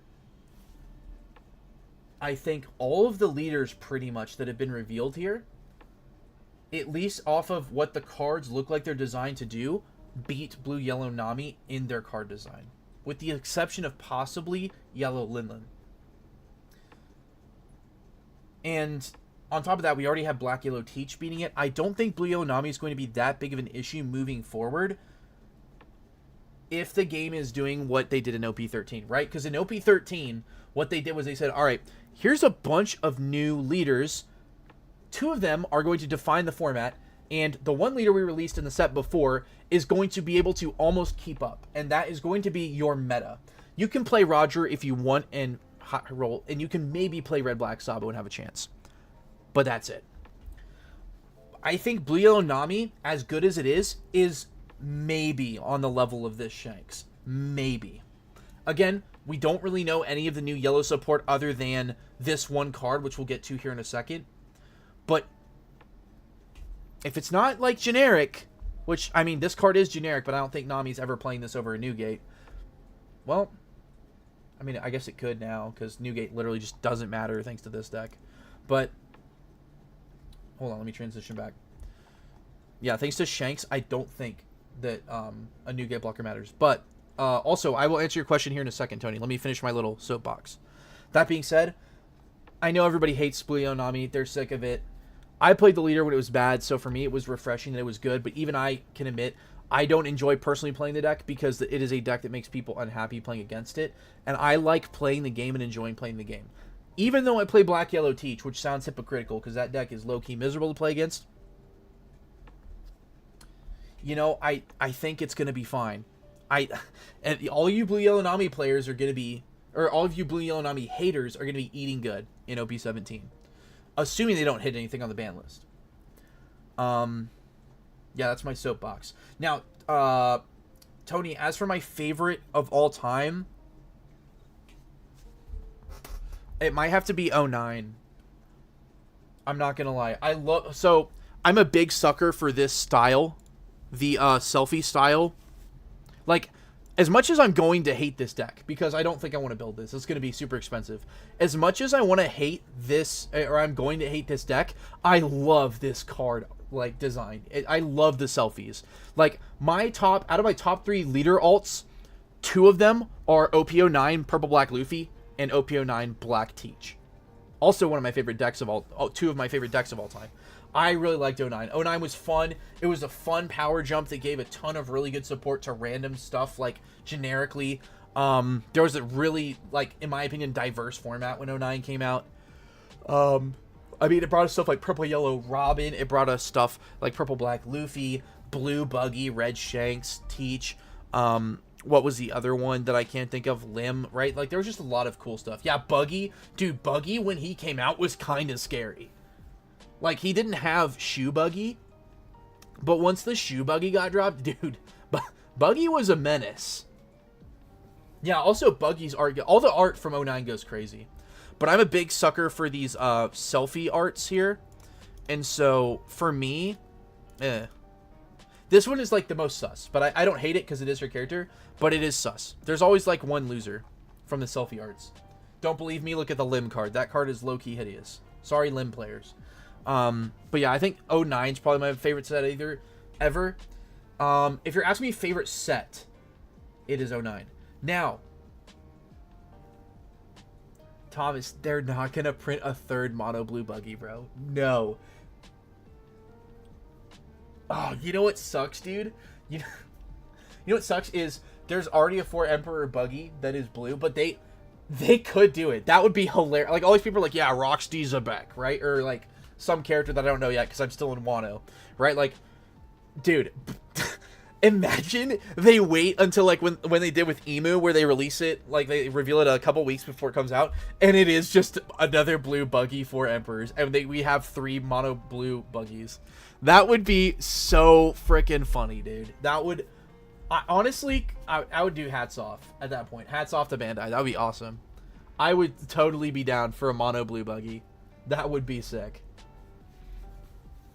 I mean, obviously everybody would be angry, but I think it'd be sick. Also, back-to-back blue buggy leaders. Yeah, immune to slash, so the Shanks just doesn't beat it, and it counters Shanks. Yo, low-key? Hear me out, dude. If your opponent's leader is slash, this leader doesn't take damage. It has like 1 life, so the only point there is to farm the freaking Shank stands. So there's like a mandatory 1 buggy in top cut, and it's the one that didn't see anybody else. But yeah, I think my favorite set was 09. Now, if you ask me what my favorite format is, that's a lot different. I'm very torn. Part of me says, like the fun-loving part, really liked OP 12.5, which was like the 2 to 3 weeks that we had in between PRB2 and OP 13, because PRB2 was very, very diverse, and a lot of decks were like Green Zoro wasn't even tier 1 in PRB2, or if it was there with like 8 other decks, because so much stuff got like support. But, and this is gonna sound weird, I also personally really enjoyed OP 13 because there was only 3 decks you ever had to really know about, and then I guess Roger. So I built Red Black Sabo, and I just won every ace matchup pretty much, and every Emu was a 50-50 very high skill like game. Granted, they usually won if they won die roll, but very high skill. And then Green Zoro, you just lost. So for me, I just really enjoyed the simplicity of OP 13. It really got me into metagaming, which I ended up liking a lot more than I thought I would. So again, favorite set, OP09. Favorite format is a tie between 12.5 and 13. All right, let's get back into purple. Finish these guys out. Purple Kaido. Yeah, so minus 2k for Dawn -1 is kind of amazing. Granted, it's only on a character. I think that's good. If it was for a leader, brutal. But it is for the turn as well, so really good into stuff like Blue-Green Luffy, right? Really good to, actually not good into Green Zoro because you can't hit their leader, so. And in this deck specifically, there's a lot, and I mean a lot, of ramp. So you are going to be getting to that 10 Dawn really quickly, and 10 Dawn for this is awesome because once you get to 10 Dawn, you can go Dawn -1 on your turn and your opponent's turn and be like, oh, I went down to 8, woo, go back up to 10. Don't really care, right? Now getting into the support for this leader, there's actually 2 Emperor cards, so we're going to start with the one that isn't, that got revealed, I think, today or yesterday. So we have Black Maria here. This is a 2-cost, 1,000 power, Animal Kingdom Pirates 1k counter blocker that says on your opponent's attack once per turn you can trash a card to give up to one of your leader characters 1k for the battle. So this turns anything in your hand into a 1k. Pretty nice because it looks like this deck is rewarding you for not playing, for playing bricks, right? Because this gives you free 1ks. Your leader gives you 2ks for essentially for free, and then you'll see right here one of these cards also rewards you. So let's go ahead and get into this one here, in my opinion, the weaker of the two. So 10 cost, 12k, 4 Emperors, Animal Kingdom Pirates, Kaido, right? Big boy Kaido. Is it as good as KO Kaido? We'll see. Blocker. All right, well, 10-12 blocker is already phenomenal. Your turn, once per turn, when a Dawn card on your field is returned to your Dawn deck, add a Dawn and set it as active from your Dawn deck, then set up to one of your Dawn cards as active. Okay, so now we play a 10-12 blocker, then we swing with leader, go Dawn -1 to give one of their guys -2k for the turn, and then, since you return to Dawn, you then add one back active and restand one. So this is an 8-cost 12k blocker that lets your leader swing 4 or 5, and then -2k one of their guys. Really, really good stuff here. And also there's a lot of Dawn minus effects in purple in general, but especially in Animal Kingdom, that are very good, not just your leader. So it's really awesome to me that you can get to keep reusing more and more Dawn. And the more of these that you get on your board, the more of these you can start stacking, right? So if you get 2 of these, you get to add back 2 Dawn active and then restand 2 Dawn. So that's, you know, you just start snowballing with Dawn minus effects here. And then the other one is also, in my opinion, almost, I would say better. This is a 10-12 Kaido, again. The 4 Emperors, Animal Kingdom Pirates. By the way, both of these are bricks, but you'll see why bricks don't matter here in a second. So, static effect. All of your character cards without a counter have 1,000 counter. So, again, Black Maria here, turning any card in your hand into a 1K, rewards you for playing bricks. This card right here turns all of your bricks into 1Ks. You just don't care. Like, this deck, you probably just build it however you want, and you're just fine, as long as you have 4 of these and a couple Black Marias. And Mamaragans, right? So, activate main once per turn. Dawn -1. Activate main as well. Important to note, because you can use this in King. Activate main once per turn. Dawn -1. If this character was played on this turn, so basically an on-play, but you can delay it. Negate the effect of up to one of your opponent's characters with the cost of 6 or less during this turn, and KO it. So, I mean, like, in Kaido, in this deck, you can go Dawn -1, kill their 6 cost to no. Seems good. It's also not like the Teach trigger from Black Yellow Teach, because that would, remember, you negate one of their characters, and then you KO one of the characters with the cost of 5 or less. So you could actually target different characters with that Teach trigger. This one, you negate one of your opponent's characters with the cost of 6 or less and KO that character. So you can only do the same character. Still really strong. And then in Purple Black King, you can play this out for 10. Use their King effect, go Dawn -2. Let me pull up King real quick. King leader. Yeah, so right here, you can go Dawn -2, give up to one of your opponent's characters -2 cost for the turn, so this will let you negate and KO an 8 cost character, which is pretty crazy, right? Pretty good indeed. And that's all the purple cards, so I'm excited for this. This deck already has a really strong engine, in my opinion, with the 1 cost queens that lets you ramp. You have the Purple Black Maria 2K, which can help if you go Super Dawn minus for something. You have stuff like the Mamaragans already, Sakazukis maybe, if you want to put those in there. It's a brick, but you don't care about bricks, so, you know, whatever. You have, you know, Gravity Blade, or not Gravity Blade, Gamma Knife, Divine Departure, and then, of course, the stuff that came out in the EB set with Purple 6 cost King and Purple 7 cost Kaido. So, pretty solid deck already. I'm really excited to see what else they add to beef up this midsection here of the deck. All right, moving on to black. Another one of my more liked colors. Unfortunately, also a Buns color for a while now, in my opinion. With the exception of Black Croc, but don't tell anybody that deck is good. We have the mandatory 1 Luffy per set leader. Sorry, I gotta munch a little bit. My taco's cold now. 5 life, 5k power, crazy. This leader is like probably the most simple leader I've seen, like, ever. 1 effect. All your characters that cost a 12 or more game blocker.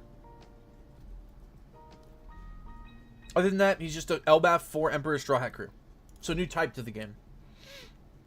Yeah, I'm gonna be honest, guys. We have like 3 cards revealed for this deck. Technically 2, and then one of the SRs, or secrets for this set is a black one that goes in this deck. I'm gonna be honest, this looks kind of bad. But, hear me out, the last time a Luffy leader looked bad, it was the best one in the set. OP16 Green Blue Luffy. I mean, gaining blocker is pretty good.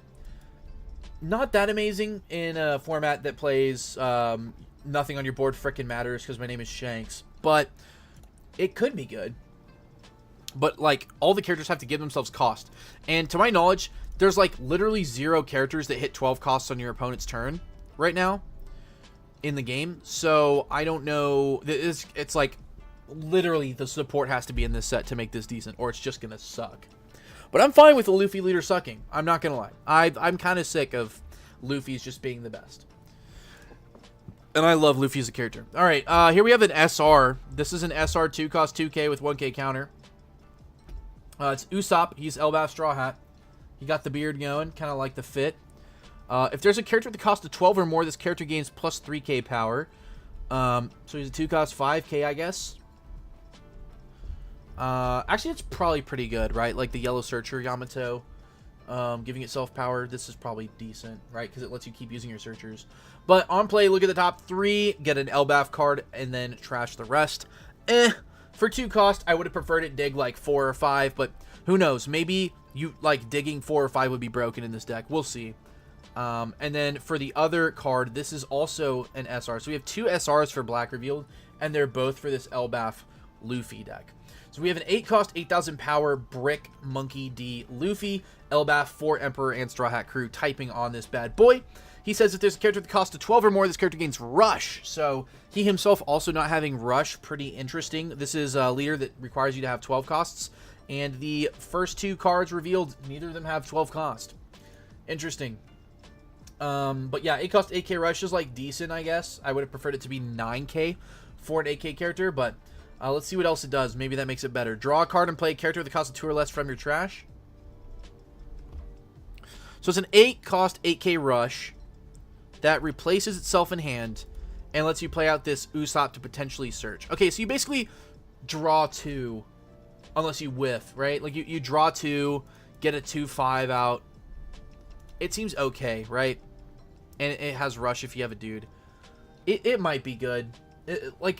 This is interesting because this gives all your stuff blocker, but it also low-key gives me like the feeling that maybe it's going to be like an aggressive deck or like more of a mid-range deck, because this is like, you know, you're playing out a 2-cost 5k is the idea here, right? Like ideally you're playing this Usopp.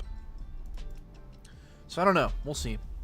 All right. I will go ahead and look at this card now, the secret rare that we have revealed so far, because, and also I think the other one right here, this OP17 TAC 118 is going to be blue. It's going to be the blue secret rare. I think that's why it's not revealed yet.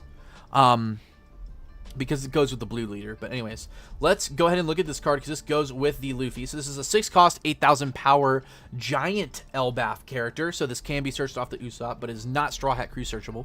No counter on this either, so we have a single 1k for this deck so far. This character gains plus 12 cost and 3,000 power on your opponent's turn. Okay, so this is a 6-cost, 8,000 power character that on your opponent's turn is a 18-cost, 11k character for 6. Dude, we thought the 4-cost, 8k blockers that draw a card were bad and rosy. Well, what if I spent 2 more Dawn and instead it was an 18-cost, 11k nerd? Oh, yeah, and it's a blocker because our leader says so. Sure. What else does it do? Oh, it has non-play. Fair. KO any number of your opponent's characters with a total cost of 4 or less. Nice board, NL. What's that? 2 ohms and a pudding? You mean nothing. I love it. What's that? An ohm and a holly? You mean nothing. Love it. Love it. Nice little removal for chump decks. Lets you kind of get to the late game to pull off these little combo things you're trying to do. This looks like it's just trying to be a slightly more defensive Black Yamato. And, well, Black Yamato is only good because it's not defensive. But we'll see. I seriously have an issue seeing how any deck that plays blockers is going to stand in the face of this behemoth. But we'll find out. All right, guys, last leader here. We're looking at Charlotte Linlin, the one I'm probably the most excited about outside of maybe like Kaido. So Charlotte Linlin here is going to be your yellow 5-color, or excuse me, yellow 5-life 1-color leader with 5,000 power. She says that she has 4 Emperors and Big Mom Pirates type, and when attacking, you can pitch a card from your hand to choose one of the following. You trash 1 card from your hand, or sorry, your opponent chooses one of the following. My bad. So you trash a card, and then your opponent says, all right, here you go. You know, either I'm going to trash another card from my hand and heal from the top of my deck, or you get to trash 1 card from your opponent's hand at random. Keep in mind, this is not your opponent trashes a card from hand. This is your opponent chooses whether to have you trash a card from your hand and heal, or have you rip a random card out of their hand. So pretty good, right? That's one of the things that made that purple 4-cost law blocker really strong, was that you don't have to let your opponent pick the cards. You can rip them, right? You don't get to look at them, but you can rip them on accident, right? Off the random. Pretty strong effect. Because of the way that one of these cards, this little one down here we're about to look at, works, I'm very hesitant to see how strong it's going to be, because right now people are just testing it out with like all the thriller slop and putting a bunch of triggers in because you just heal the whole game. It seems meh that way, because here's how most people are probably going to play it, right? Unless it's an aggro deck, in which case I think you probably just win, right? Any deck that's like not a strictly aggro deck, they're just going to pick trash a card, heal from your hand every time, because you just lose 2 cards a turn, you know, to this effect, and heal. Eventually you're going to run out of cards, so they just kill your board and then slowly whittle down that life. And now you don't have like anything, because you have to trash a card to do this. So you just won't have anything to keep you in the game. And then if your opponent's been, getting, starving you, and you've been swinging at them with your leader at least, they can just be taking everything, have all the cards to trash late game, so you don't get to keep healing. Seems interesting. I really am excited for this deck, though, because of what this card right here suggests. So let's go ahead and read her. 10 cost, 12k for Emperor, Big Mom Pirates character, right? The Yonko for yellow. Your turn, the base power of all of your characters with a trigger and 4,000 base power become 8,000. What? That is crazy. Now you'll see, of course, this is the only yellow card we've been revealed so far. But, I mean, that's crazy, right? 4k becomes 8k? That seems really good. It's only on your turn, but still. That seems like a crazy aggressive 10 Dawn turn, guys. And then on play, you get to draw a card, so replace this in hand, and then choose one. Not your opponent, you. Add a card from the top of the deck to your top of your life cards, or add a card from the top of your opponent's life cards to their hand. Pretty interesting. Kind of like a 9-cost Boa-esque effect there. But instead of you healing one and them losing one, you draw a card and then you choose one of those two options. I don't know. It seems this card's power generically does not seem that high. It seems decent, right? But in engine, or at least with whatever this is about to be, depending on how good these trigger 4Ks are, this could be a terror of a deck, or at least of a card in an engine. So we'll see how good those are. Right now, though, as far as I'm aware, the only cards in yellow that have 4,000 power and trigger, I think I know of one, but we'll double check, make sure there's not two. I think there's two that I can think of right now. So let's keep going here. So he's not. Okay, so here's one. Kamakiri, Sky Island, Shandora. This is Shandy and Warrior. Activate main once per turn. Put a cost at 1 stage at the bottom of its owner's deck and KO up to one of your opponent's cost 2 or lower characters. And then the trigger is if you have 2 or less life cards, play this card. Could play it if there's decks with a lot of stages, right? Like if Mihawk becomes relevant, this is decent. There's also this guy, Braum. So he's a Sky Island, Shandy, and Warrior, 3 cost 4k. If you have 2 or less life, play this card, and then place a cost 1 stage at the bottom of its owner's deck and rest up to one of your opponent's characters with the cost of 4 or less. Not awful. We also have Raizo from OPTCG. So when attacking, you can discard a card, rest up to one of your opponent's Dawn cards. Seems kind of mid. And then if your opponent has 3 life cards or less, play this card. Seems alright. Nothing to write home about. But keeping on going down, here is the one that I was thinking of the most.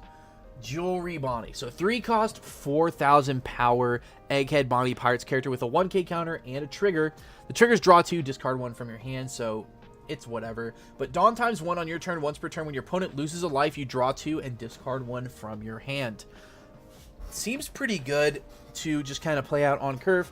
But, I mean, potentially you can play this out late game and then make it an 8k with your Big Mom.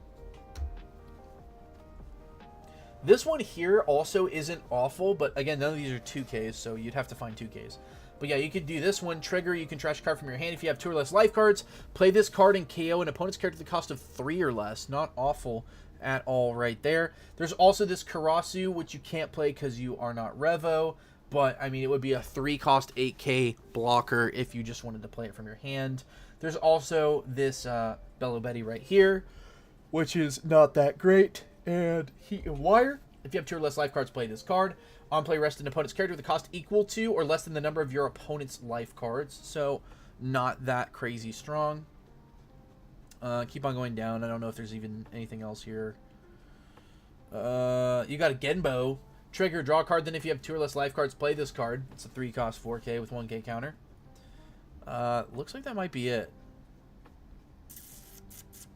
Yeah, not a lot of options right now. So, again, kind of like Black Luffy, going to be one of those leaders that you're just going to have to watch out and see what they release for it, right? I mean, even this Katarina Devon, as good as it is, only has 3k power, right? Because I guess if it had 4, it'd be pretty broken. But, Yeah, even that one only has 3K, so you can't even run that one.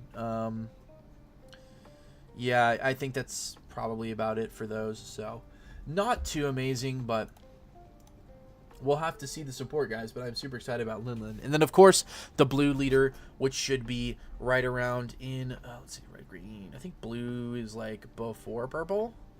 Blue should be like right in here, I think. Yeah. Once we get blue, you know, we'll see what's going on. But that is it for the new decks. I think I might skip the market watch other than, let's just look at a couple things. So first off,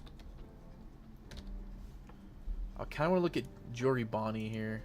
And I just searched Jory Bonnie. Okay, so this is at 15 bucks right now. So if you're playing Linlin and you think this might be used, like you want to consider this as a tech option for an alternate art, guys, this is like a really, really good price. Look at this. You got 1050. Wait, why is this not? Why is this the featured one and not this guy down here? Whatever. Anyways, yeah, it's about 15 bucks for this one here, and then 10 bucks, and then you're just looking at about 20 bucks a card. So 20 bucks for the alts there. If this does get played, I can definitely see this going up, especially in that first like month-ish period. And then what are we looking at for the base art? Base art. It's on the 3rd page. Did I just miss it? I might be dumb. Here it is. Yeah, $1. So these are already at $1 for an SR. But I mean, it's OP08, you know, like that set wasn't really around. Some people got 3 here. It's for like $1 plus, you know, some shipping. So there's that one. And then, yeah, I don't feel like looking at anything else. I feel like we talked about a lot here, guys. So, yeah, I think that's probably going to do it for today's stream. A little bit longer than, you know, what we're used to here, but I feel like we got a lot done, right? BY Koala, the meta killer, has been discovered, so get out there. Dude, throw it in Pirate Party, see what happens. I think in Pirate Party, low-key, maybe. It might just be enough to throw your opponent off guard, you know? Because a lot of those Pirate Party decks are, like, a little bit higher end, like, costs and stuff like that anyways, so I don't know. We'll see. It's definitely fun to play. I will say that. It definitely does a thing, and it does it pretty darn good. But it's like, I don't know if the thing is good enough to win. You know what I mean? Because we're trying to do a thing and not necessarily trying to win by doing a thing. But hey, we beat Blue Green Luffy. You know? Alright, guys. But yeah, that's going to do it for today's stream. So, sorry, I'm being absolutely disgusting right now. Time for the outro. Thank you so much for tuning in. If you did, I was honestly debating even doing this today, and I'm glad that I decided to because I feel like we had a ton of fun. Got to talk about a lot of cool stuff. Pretty chill. So, thanks once again for tuning in if you did. I had a great time. I hope you did too. If you did, you can drop a like down below because that lets me know that you did. Drop a chat right now while we're still live or a comment on this stream or any of my videos or other streams if you want. And talk to me. Let me know about something that I missed or something that you thought was worth discussing. And I'll be sure to get back to you on that. While you're down there, you can hit the subscribe button because that helps me and the channel out a ton. And then hit the bell, that notification bell right next to that because it lets you know anytime that I'm going live or currently live or when I put a video or post on my channel, right? You can hit the curvy arrow button to share this stream or any of my videos or anything like that with your friends and family. Let them know what's going on. And I think that's about it. So, yeah, I won't keep you guys any longer. I know it's pretty late. I myself need to get ready for bed. I got work tomorrow. But, yeah, I'm super glad that I got to talk to you guys about that stuff. And I hope that you have a great rest of your evening and week. And I will see you in the next video or next Taco Bell Tuesday.